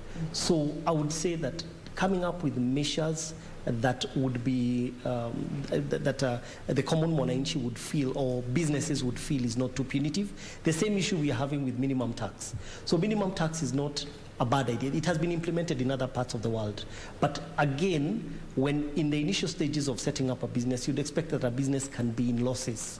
You cannot start penalizing a business right from year one, because that would mean you're paying minimum tax, or you're paying a tax out of your capital. So therefore further, draining, or it's like you're paying money out of your own, the capital from your own pocket. So come up with realistic measures. So I would say the reason we've not been able to tap into that sector is perhaps because we are not creative enough. And the kind of measures that we come up with sometimes tend to be quite punitive. Going lower on minimum tax would probably have made it more friendly, ensuring that you give businesses a period beyond which then they start paying minimum tax. So initial 2 or 3 years where you're not taxable, whether you're in losses or profits, or minimum tax is not going to be applicable.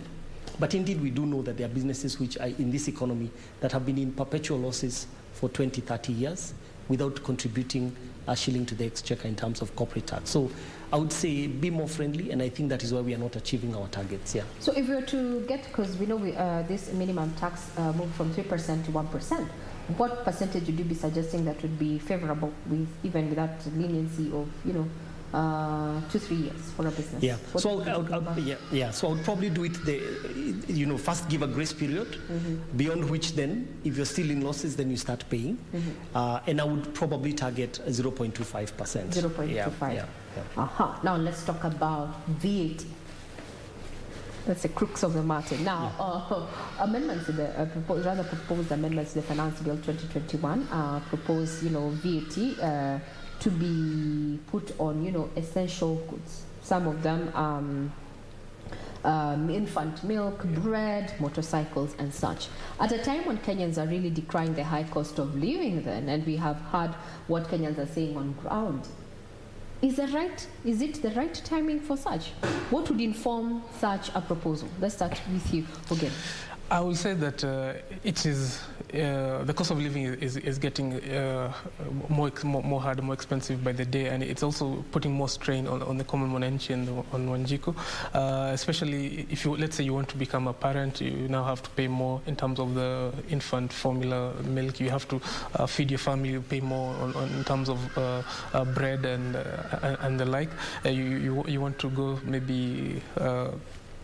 Fuel prices are also rising by every other month, so it's getting very expensive. The cost of living is getting quite expensive.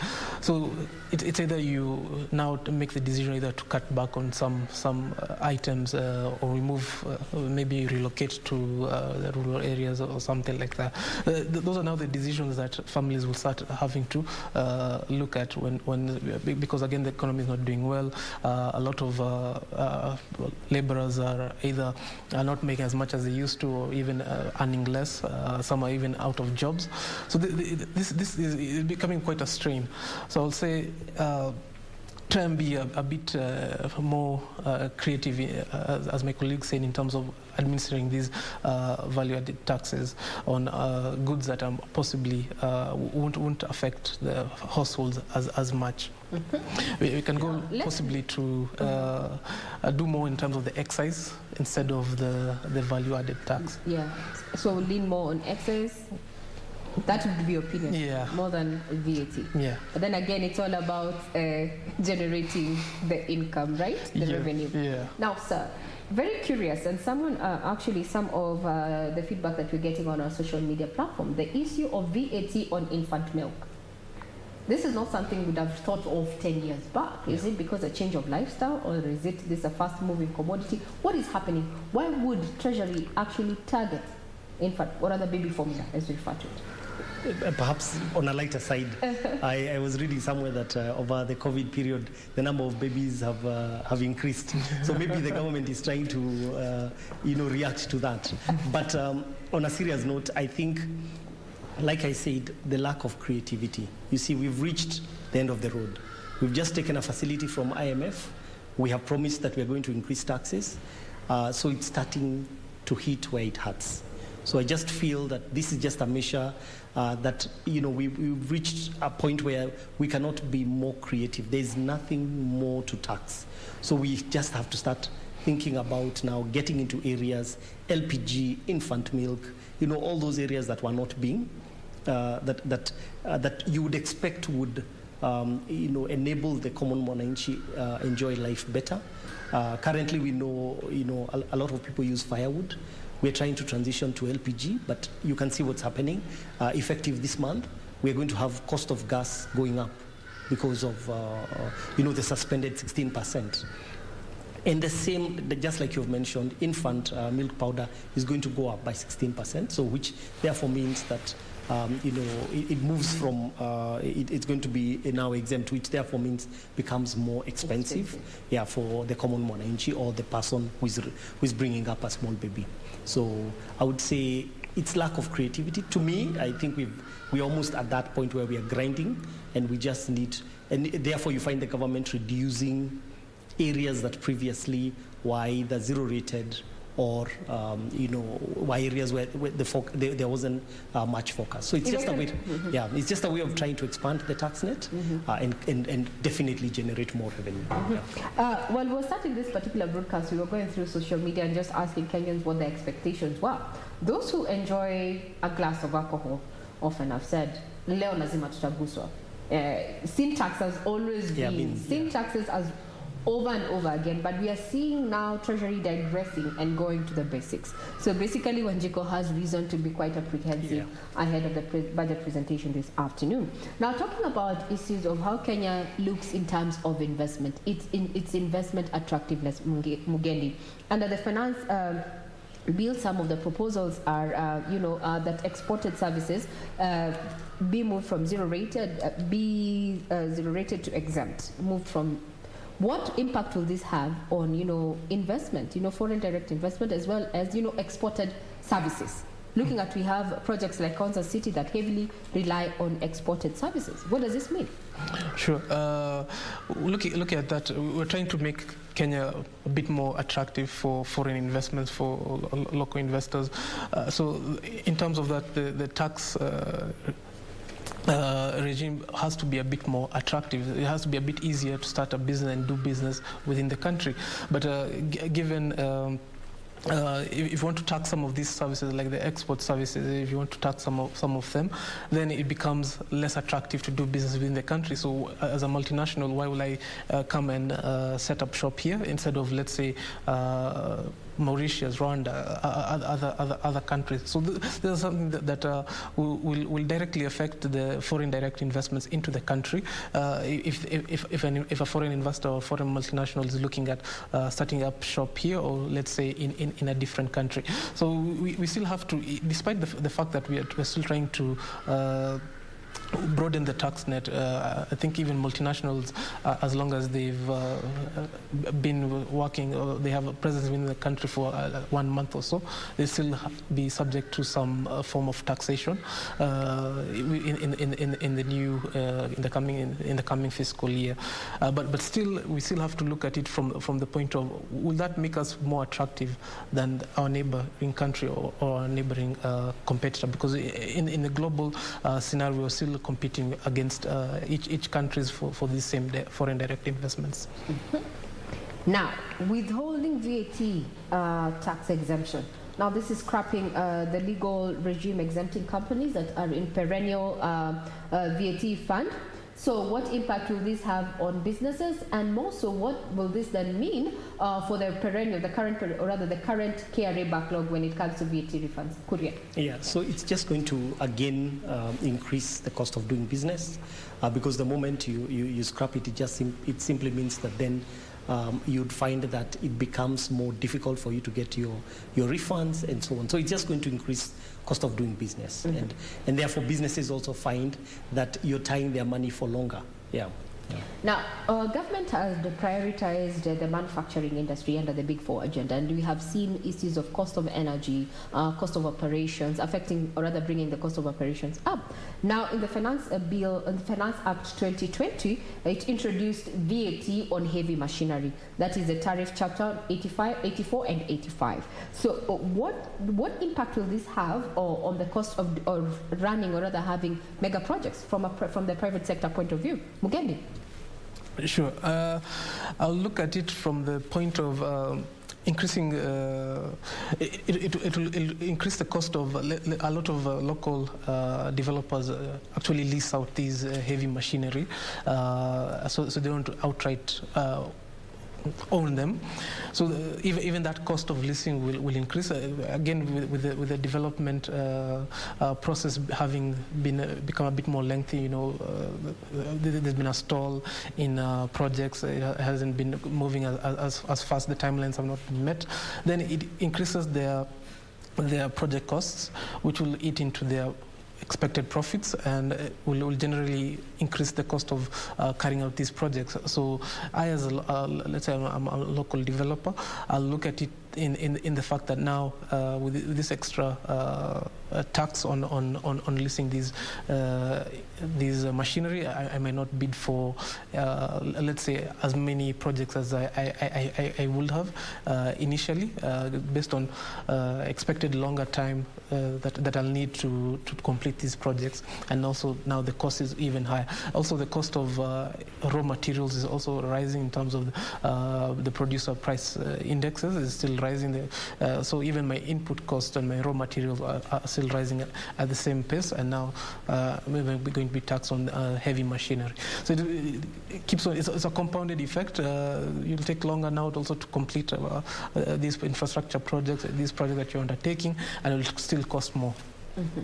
Now, by any chance, then, what does this mean, for these mega projects? Are we now going to see, multinationals who have the financial muscle coming in, where otherwise local developers would have gotten into that particular niche? That is what we're looking at. There'll be more like, I'll say, corporations that have a bigger financial backing, that have bigger expertise or a larger capital base, and able to carry out these projects. They're able to withstand the longer period project periods, despite them having fixed project costs and fixed costs.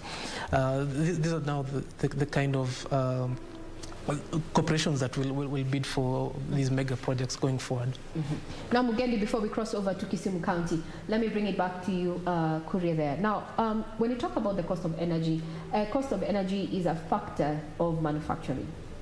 Now, we understand that there's a proposal now to have now green, or rather solar products now that were zero rated to become exempt. What will then mean for green energy? What does that mean for green energy when at time we're seeing a shift to this as a substitute for energy? Yeah. So the moment product moves from zero rate to exempt, it then means that KRA will then restrict you from claiming any input on that product that you're selling. So which therefore means that, in effect, where I would have been able to claim any input in manufacturing or in making those products, I can now no longer claim it, which therefore means that my cost base goes up. And which means that when I'm selling to my customer, then it has built up into that cost and it becomes more pricier for my customer. So what we expect to see from a green perspective is that it becomes now more expensive to go green, which therefore means that solar, which would have been an alternative that we are looking at, now becomes more expensive, and therefore, stifling that agenda where the government wants to ensure that there is clean energy for the future, which has a good effect on our environment. So I would just say it will become more expensive. Yeah. Now we cross over to Kisumu County to my colleague Achola Simon, who's been on standby since morning, just bringing out views of what Kenyans down from Kisumu County are expecting come this afternoon as National Treasury Cabinet Secretary Ukur Yatani presents the budget 2021-2022. Achola, over to you. Bring us up to speed with what is happening on ground.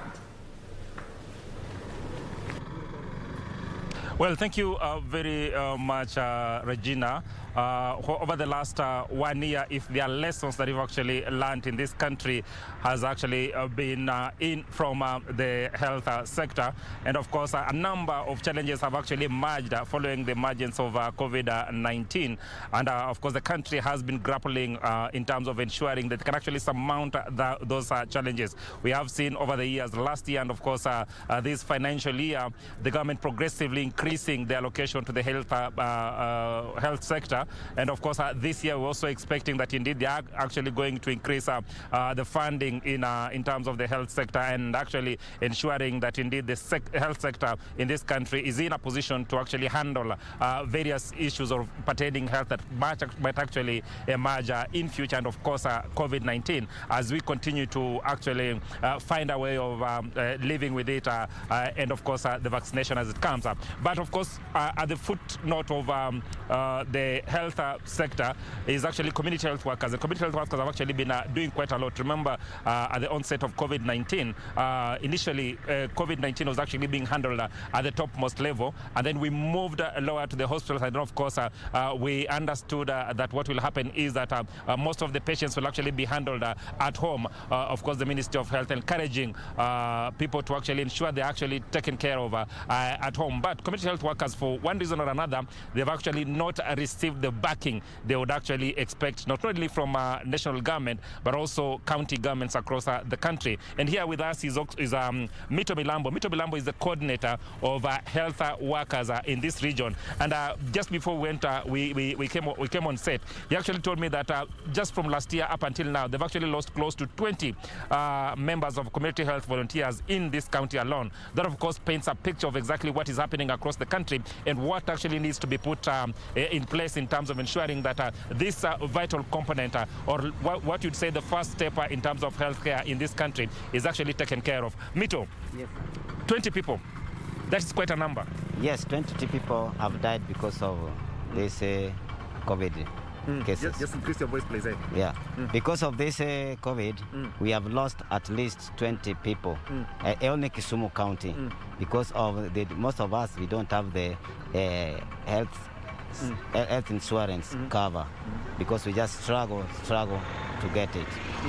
Now, looking at what has happened over the last 1 year, the challenges that you've actually you've surmounted, what do you expect from Ukuru Yatan today when he's actually reading the budget in terms of allocation of resources to the Ministry of Health and, more importantly, to community health workers? Yeah, what they should do, what Minister for Health should do, to increase the budget in the Ministry of Health. Sana those going to county level, because most of the things in health is devolved to the county, so they should bring more money to the county health, and the county officials and the county senate or the county ward what they should do, they should see that they do put more money to primary health care. Yeah. Your complaint has been that you are recognized when there's a pandemic, as we are experiencing today. You want the government to actually move a step further in terms of ensuring that they allocate resources specifically for community health workers, so that then you can actually dispense your duties to the best of your ability. Yes. What they can do better is, I thank God for the Senate, what they moved the community health services bill. If the government, or the county government, should put this community service health bill, that to recognize, because by now we don't have any bill to support us. We don't have any support to us. But if they can do it, which means if the budget is coming to health budget comes, then there should be a percentage assigned for the community health care, all health workers, all community health volunteers. By now we are community health volunteers. We are just volunteering. But if the county government or the national government should recognize and put a bill, the community health service bill, that is concerned on us to work on primary health care, then at least we shall do better. I hope that only the bill, they should do that. Mito, lack of recognition, of course, has denied you quite a lot. And you are telling me that even accessing PEPs is a problem. Very much accessing, because right now in my community, most of the people are coming down, the hospitals are full, they're coming up. But how can I visit a patient? I have to keep distance, and I don't have any PE. The government, the county government, has no money to give us the PE, the protective gears. So I cannot go there. That's why now in the Kisumu, it is increasing very much. Because before we used to do it, but now because of the fear of this protection, at the same time, we don't have our healthcare services cover, even NHIF. We are told to be given Maro, but Maro is not still working. So this is the fear we have and the challenge we have very much. Even again, we have those underlying cases in our households, which means we should go to them, we should advise them. Even the ethics, even our community, they still don't believe, they still don't understand what a COVID is. It is us to make them believe that COVID is real, because they don't believe. But it's the community health volunteers will make them believe that the COVID is real. They don't understand. Why should I wash my hands? Why should I do this? Why should I do this? But because of the effort of the community health workers, we are working, we're talking to them house to house. We're moving house to house to tell them that COVID is real. Because when somebody dies, they say, oh, he just died because of the certain condition, they understand better. But we are telling them COVID is real. So if the county government and the national government can recognize and put this bill, put them into maybe at a 10,000 only, we are very sure we are getting it, and put that into the health insurance cover, I think things should be okay. I hope Ukuru, the minister, will do that. Fantastic. Lastly, when we're looking at the figures that are actually coming in, the government yet again is focusing more on referral hospitals and national hospitals. You told me that, yes, it is important to actually allocate resources to the referral and national hospitals, but preventive is very much more efficient than actually allocating resources. Yeah, the English people says prevention is better than cure.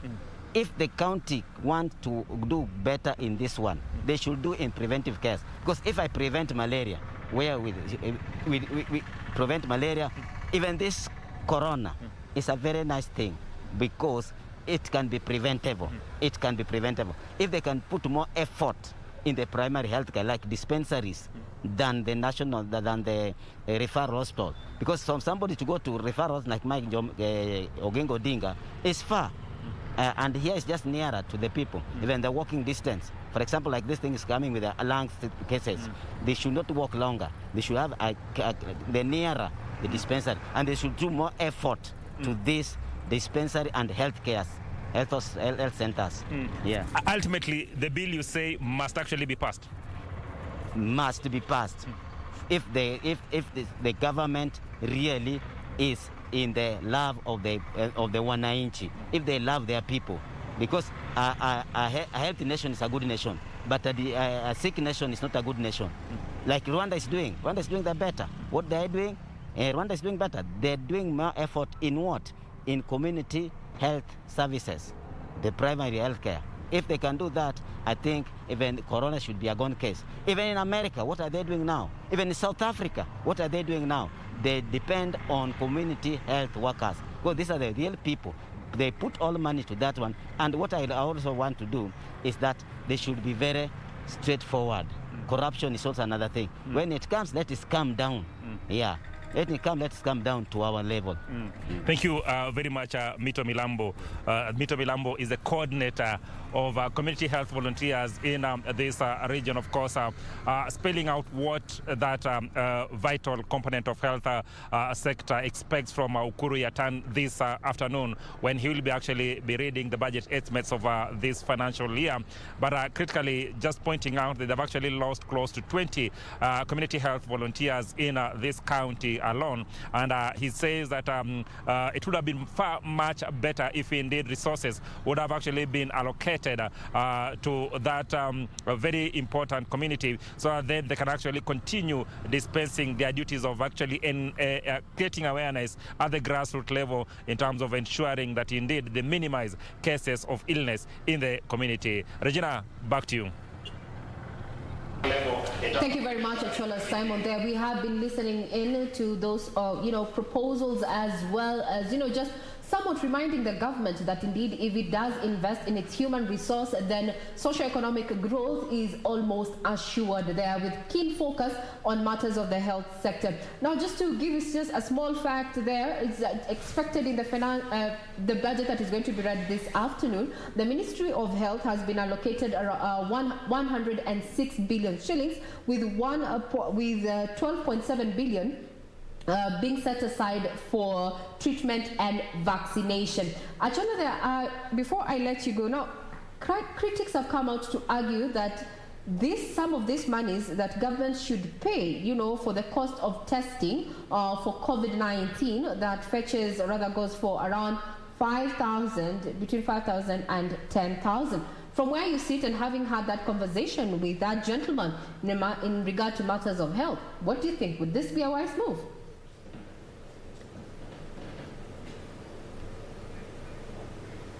To get your question clearly, kindly, if you can repeat. The issue of, government just chipping in lowering the cost of treatment, especially for COVID-19. What is your take, having been in the ground and interacted with that gentleman there who is within the health sector value chain? Yes, Regina, if I got your question clearly, you're talking about the reduction of treatment costs, especially for COVID-19. Of course, this is an issue that has actually been raised by locals here in Kisumu County and, of course, across the country, and is something that actually needs to be looked at critically. But, of course, as Mito has actually spelled out, we are at the end, reduction of treatment of, this treatment of these ailments is actually actually the tail end of that food chain, if you want. But he has insisted that there's quite a lot that actually needs to be done. The government actually needs to put resources in the first-line health facilities, and of course personnel who are actually dealing with communities at the grassroots level, so that then we actually minimize in terms of people seeking Medicare in health institutions across the country. And he says that if that actually happens, then the cost of treatment in this country will drastically go down. And of course, those resources will actually be used in terms of enhancing the infrastructure in the health sector. Thank you very much, Shola, for that response. We'll be keeping tabs, just trying to unpack, the proposed budget 2021-2022, where all eyes are focused on that particular briefcase that is going to be carried by the National Treasury Cabinet Secretary there, Ukur Yatani, all the way from the Treasury building to Parliament there. And we know we have even O'Brien Kimani, who's on standby in Parliament to bring us up to speed with activities just a few hours away before that particular entry by Ukur Yatani signals the beginning of, just knowing what we have in place of fiscal planning for the financial year 2021-2022. Now, coming back to the conversation that we're having here at Strathmore Business School, where I'm joined by John Courier, he's a tax partner at Cody Africa, as well as Caleb Mugendi, an investment associate at Ganges Capital. The question is, we have an ambitious budget, or rather a budget that has been termed as ambitious at 3.6 trillion. What policy changes have been put in place to support, government or rather financing this particular budget? Let's start off with you, Mugendi. There is the introduction of common reporting standards just aimed at tackling illicit trade, or rather illicit flow of funds and grafts. Have we come to a point where now we put an aspect of graft in our fiscal planning? Mugendi. Well, it's something that we've been battling with as a country for quite a while now. I think since for a very long time, but this has ballooned in the later stages of in the previous years. I would say that coming up with ways to seal those loopholes, the graft loopholes, is quite key, because a lot of public funds get misappropriated, and this directly affects the ability of the government to carry out its mandate in execution of the budget, and this generally also affects the economic performance, also affects us as taxpayers and as citizens, because we keep on paying for this graft money. So I would say misappropriation should not be factored in, but it is there. I think the Ethics and Anti-Corruption Committee is doing something to that effect, and trying to recover some of the assets that have been misappropriated. Possibly that could factor into the budget as revenue, expectations of coming getting that back from those misappropriated funds. That's what could be factored in. Indeed. Yeah. We will not plan for graft, but we'll put down policies that will discourage fraud. Yeah. We'll still be keeping up with changes that are going to be effected in as far as policy changes are concerned, to just try and support what government intends to rake in for the financial year 2021-2022. Now, crossing over to the Central Business District to Alan Aoko, as he gets to interact with Kenyans there, better known to, or rather referred to as Wanjiko. What are the expectations ahead of this afternoon's budget presentation? Over to you, Alan. Thank you very much, Regina, there in Strathmore. Very nice all-rounded question you've given me there. Since we were here in the morning, we've been hearing views of Kenyans, mixed reactions, but one theme that is sticking with these reactions is that Kenyans want the budget to be more inclusive into their pockets. What am I talking about? For example, look at infrastructure. Look at infrastructure, which always gets a lot of a lot of budgetary allocations, Kenyans are while happy with some of these projects, they still want to see that some of this money is going to social impact programs, you know, like those that go into SMEs, and those that actually go to, you know, empowerment programs in youth, education, and growing small businesses. But just to get a bit of a feel from the horse's mouth, as it were, let me bring in someone to just tell us about what they feel about the budget. Welcome. Maybe start with your name, and then tell us how the budget is going to affect and what you feel about it. Okay, my name is Edwin. I'm a student and also an entrepreneur.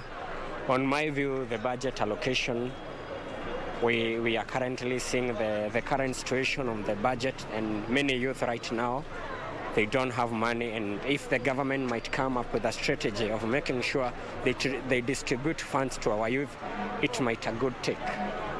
So what do you think about you know, the social programs and vis-a-vis the infrastructure projects that we are having? Should all that money first we keep it away from the infrastructure and go to social programs? Okay, let me tell you first on the matter concerning the infrastructure of the country. Right now, as a country, we have seen that we have many projects that the government is still underdoing. We are seeing what is happening in Mombasa Road. They are constructing a road there. So I can say let's first focus on the infrastructure. Then when we focus on the infrastructure, then we might be in a position of now reviewing on others. Thank you very much for those views.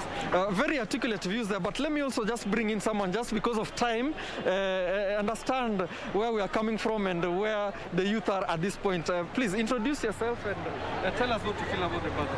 Asante sana, kwa majina ninaitwa Pascal Omoding, na mimi ningeweza kusema kwamba kulingana na hii bajeti ambayo inaenda kusomwa, ningeomba serikali haswa iweze kuangazia sisi vijana, maana vijana wengi kama sasa, hata mimi ni mwanafunzi, lakini baada hata pia ya masomo unapata wengi wetu hatuna ajira. Ni vizuri kama serikali ingeweza wakati wanasoma hii bajeti iweze pia kutenga fedha ya kuweza kusaidia wanafunzi katika vijana katika sekta ya elimu na katika pia uwezo wa kuzindua ajira tofauti tofauti, ndiposa tusiwe na mambo ambaye hayatakuwa mazuri katika jamii. Labda tueleze vile unaona budget 3.6 trillion. Hii pesa inaendelea kuongezeka. Tunaenda njia gani? Mimi ningependa kusema kwamba kwa kweli kama Kenya hatuendi kwa njia nzuri, kwa sababu ukiangalia jinsi pesa inazidi kupanda, jinsi bajeti inazidi kupanda, hivyo ndivyo unaona pia hali ya kimaisha, uchumi inazidi kuzorota. Mimi ningependa kuambia serikali kwamba waweze kuangalia jinsi wataweza kupunguza hiyo bajeti, ndiposa pia wananchi wa kawaida waweze kuwa na hali nzuri.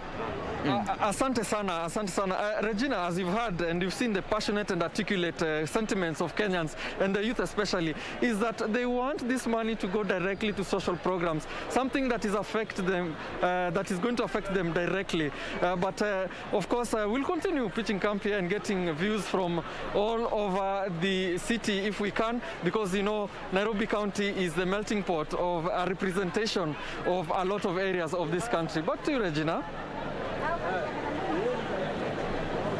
You know, being on standby from morning, just getting views from Wanjiko ahead of this afternoon's presentation of the budget 2021-2022. Mixed reactions, yes, as you've said. Some Kenyans optimistic, while others still maintain pessimism, saying that they have nothing to do other than just listen to what Ukur Yatani has in for them. The ones who are optimistic are saying that government needs to look into the issue of the cost of living. Thank you very much, Alan Aoko. Now, crossing over to Broadcasting House, Irene Mchuma, over to you. Regina, good afternoon. Good job at Strathmore University. Now, Regina, we understand that this year's budget is a bit higher compared to last year, from 2.8 trillion shillings to 3.66 trillion shillings. And on this, we have concerns both from the private sector and the national government. But now that you have engaged the experts for the better part of the morning hours, what would be their take now that the national government has to balance on its mandate before and after the COVID-19, and also bearing in mind that the private sector is against the debt and taxes, considering that from the data from the Central Bank of Kenya, the country is in debt of 7.3 trillion shillings. Regina? Well, very well put, Mchuma. What we have seen, and even from my panelists this morning, is that indeed Kenya is seemingly biting too much to swallow, given the current macroeconomic situation that is not just very unique to Kenya, but also the whole globe is dealing with the COVID-19 pandemic and its disruptions. From what we heard from investment associate at Genghis Capital, Caleb Mugendi, who is still with me here, is that we need to plan ahead and try and, prioritize key areas that will give stimulus and impetus to the business community. At the same time, tax expert John Courier from Kodi Africa, who is still with me here, said earlier that when it comes to matters of taxation and the taxation policy, going forward, government needs to come up with a concise, tax policy, not one that ever changes either biannually or annually with every financial year, so that investors as well as Wanjiko can adequately plan, not just about their spending, but also investments going forward. So these are some of the issues we're going to be dealing with, and thank you for posing that question, because as we get to the next session of the interview, or the conversation that we're having this morning with this afternoon, it's actually afternoon, focusing on budget 2021-2022. Now, the issue of debt to GDP ratio is where we are getting in, answering the question, is Kenya biting more than it can chew? That's the next conversation we're going to be having, and I want to direct it to Caleb Mugendi there. The issue of GDP ratio, it's been quite a bone of contention. What is your take in regard to this as we look at where we are as a country vis-a-vis where we want to go? Sure. I will say that we are getting into a debt distress situation, whereby typically we term a country as debt distressed when it has a debt to GDP ratio of above 70%, with the public debt stock at around 7.3 trillion and the not so updated figures of our GDP at around 10 trillion. You see, we're already at 73%. So we're already in the debt distress. And what will this have? What effect will it have to us as a country when we go to borrow? We go to plug our budget through borrowing, let's say from the external community, external creditors, we'll have to pay more in terms of the interest, so that will also increase our interest, our debt servicing costs in terms of interest repayments, and that will also increase our basically, it will still compound to increase our debt even further. So we'll end up paying quite high on our interest costs for the debt that we are going to take subsequently, which is still a lot, because we still want to finance our budget externally with about 30 to 35% of external debt. So especially if we're going to go for a Eurobond, we might end up issuing a Eurobond at higher yields than what we had in the past. That is because our debt service coverage ratio is more than 70%. Our interest payments are more than 70%. Our debt to GDP is more than 70%, and then our interest coverage ratios have become much slimmer than before. Mm-hmm. Now, did we really have an option other than borrowing? Let's start off with you, Mugendi, before we rotate. Yes, we did have an option, basically stimulating the economy so that we can grow faster, also generating more funds internally from the revenue authorities, so collecting more funds internally. Yes, we have been growing at a quick pace if you compare us with other countries in sub-Saharan Africa, but not at the fastest rate. Rwanda has outperformed us in the last 5 years. I think also Ethiopia is growing quite faster than us. So stimulating areas of the economy that directly lead to faster economic growth. We have the fast-growing sectors like ICT.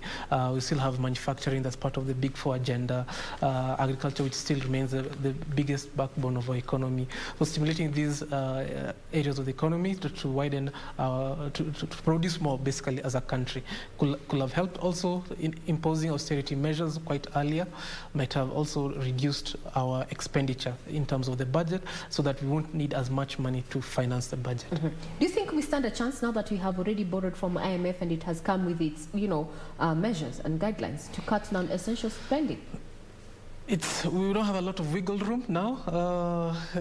We can't just pull a rabbit out of our hat and make things right. So we don't have that much wiggle room. Though we'll say that taking on more concessional borrowing might be a better option. We are part of the debt suspension service suspension initiative for this year. So at least we won't be having a lot of debt service in the next fiscal year. So that will alleviate some of the debt repayments that we would otherwise have been required to pay in this coming fiscal year. There's been talk of to raise the debt ceiling above 9 trillion to give us that wiggle room that you've mentioned. Do you have an option really? Or is it wise to go that way? Looking at it just by the ceiling, I wasn't a proponent of just looking at it from a figure, but basing it on something, and usually we base it on in terms of GDP. So if let's say we increase from 9 trillion to 10 trillion, that is now at 100% of the current GDP. So is that proper planning? I don't think so. What is your take? Is a proposal to increase the debt ceiling to give government wiggle room and actually for us to implement the budget 2021-2022. What's your take, Kuria? Yeah, I don't think it's a good idea. In fact, what we are seeing is actually a situation where you're taking debt to service debt. So at the end of the day, what we are having is a cyclical kind of motion. So and the question is, when do we get out of this without stimulating the economy such that we grow the revenue base and at the same time grow our GDP? So the same rate at which we are growing the debt is the same rate we should be growing our GDP. GDP is not going to grow without proper stimulus packages. So I think the government is missing out a bit on stimulating the economy, because definitely that's the only way that we are then going to probably have that artificial borrowing wiggle room. Otherwise, at the moment, we are going to quickly get to that ceiling, get into a situation where it's going to be tax collected to service debt first before any development can take place. And we're almost getting there. Yeah. We are almost getting there. Yes. Parting shot from Caleb Mugendi as well as John Kuria in regard to matters of fiscal planning where the country is concerned, given the macroeconomic situation we find ourselves, risks and all. We are anticipating to grow at a GDP of 6.3% and in the medium term 6.1%. From where you sit, you say that is ambitious. One word as you come to a close, as we wrap it up. Well, we still have to stimulate the economy in order to grow. We have a lot of potential as a country. We have a lot of sectors that we are a very diverse economy in Kenya, so there are a lot of sectors that can stimulate growth in the economy, and that should be the focus.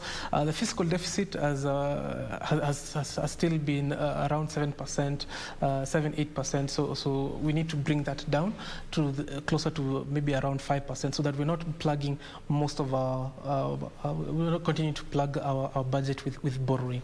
And apart from that, just try and get the debt a bit lower, get the expenditure also to come down, recurrent expenditure, and try and do more in terms of development and try and grow the economy, and then we should be a bit better on a better footing going forward. Caleb Mugendi, Investment Associates at Jengis Capital. To you, John Kuria. Parting shot. Yes. So I think we have shown our resilience. We've actually, in my view, come out better than I would have thought because of this COVID season period. And I think there is still room for us to show our resilience in coming up with measures that would work in tandem with the recovery that we are envisaging. So I just back what Caleb said. We need to come up with more austerity measures, come up with a way of starting our economy, and definitely be more creative in terms of how we come up with tax measures. So we stop relying on the old adage where tax and death are a must. So, and that's what we are seeing, that we are sort of taxing areas. We are expanding the tax net by taxing areas which do not necessarily show creativity. Let's widen it. Let's make it more conducive that way the economy is then going to, to move in the right direction. Yeah. Thank you very much, gentlemen, for affording us time from morning. We are almost at 1 p.m. Thank you very much. All eyes are now focused on Ukur Yatani as he makes that particular walk from National Treasury, bearing that particular briefcase that is going to inform government spending for the financial year 2021-2022. Wanjiku, on the other hand, is very much expectant to have this particular fiscal policy paper to put in place measures that is going to elevate her from where she finds herself with a high cost of living. When it comes to investment, both local as well, or the word to refer to investors, both domestic and international, are keenly looking on the tax policy and how it is going to affect the cost of doing business. Expectations of the growth of GDP has been pegged at 6.3% of GDP and 6.1% in the medium term. It has been termed as ambitious given what we're having when it comes to COVID, and government is also working at reducing the debt vulnerabilities. Debt to GDP ratio is already very worrying, where we have seen that particular debt ballooning to over 50% over the last few years. The hurdles that stand in the way of National Treasury achieving what it has set out to achieve is issues of COVID-19 disruptions, high wages and employment. If this will be met, we will be keenly focusing on what is going to be happening this afternoon at Parliament buildings as Ukur Yatani, the National Treasury Cabinet Secretary, brings forth this particular budget that is highly anticipated. I'm Regina Manyara. I wish you a pleasant viewing and hand you over to Irene Mchuma Odim, live from the Broadcasting House. Thank you, Regina. Good to have you, Regina Manyara from Strathmore University, where she has been engaging a number of experts. This includes one from the tax industry and one an economist. Glad to have you. It's budget day, not only for Kenya but also for a section of countries in the East African community, but a big day for Kenyans as they are expecting the big announcement from Treasury building, where Ukur Yatani will be making his way to Parliament buildings to read out the 3.66 trillion shillings budget, and expectations are high on positivity ahead of the announcement. Good to have you. Acknowledgements. Simiu Jackson, you say you have been watching KBC Channel 1 from Chesamis. Freddy Tamu, you're saying you're watching KBC Channel 1 from Utawala. Kama Kope, you're saying you're watching KBC Channel 1, and many of you are watching the same, not only here in the home country, but also across the borders. On behalf of the entire team, thank you so much for being with us, but don't go too far. We are still on. Lunchtime news is coming up next. Thereafter, we'll be crossing live to Parliament buildings, where the Cabinet Secretary for Finance, Ukur Yatani, is expected to read out the 2021-2022 budget at approximately 2:30 p.m. My name is Irene Mchuma Odim. On sign language interpretation is Byron Abuli. Good afternoon.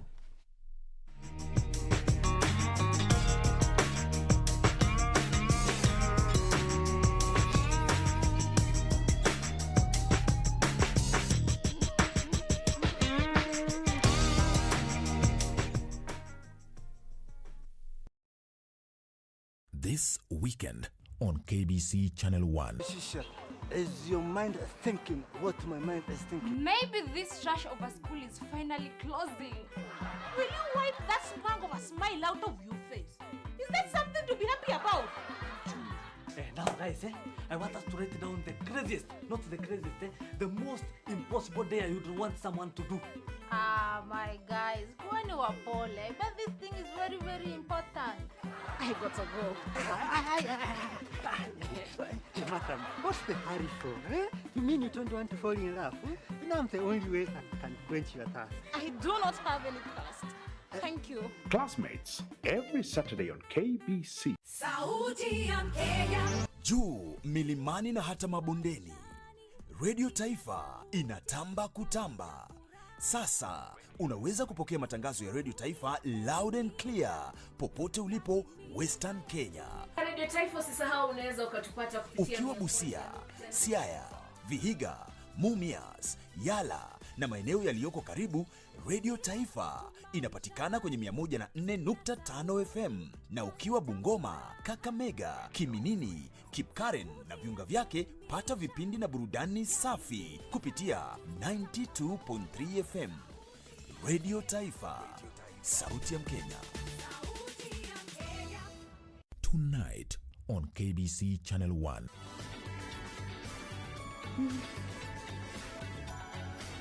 Seme, will you marry me? Chatian is your son, and he always will be. What if he goes down the wrong road like you? You wouldn't be bothered to stop him? Let's break up. Fine, suit yourself. I wish you the best.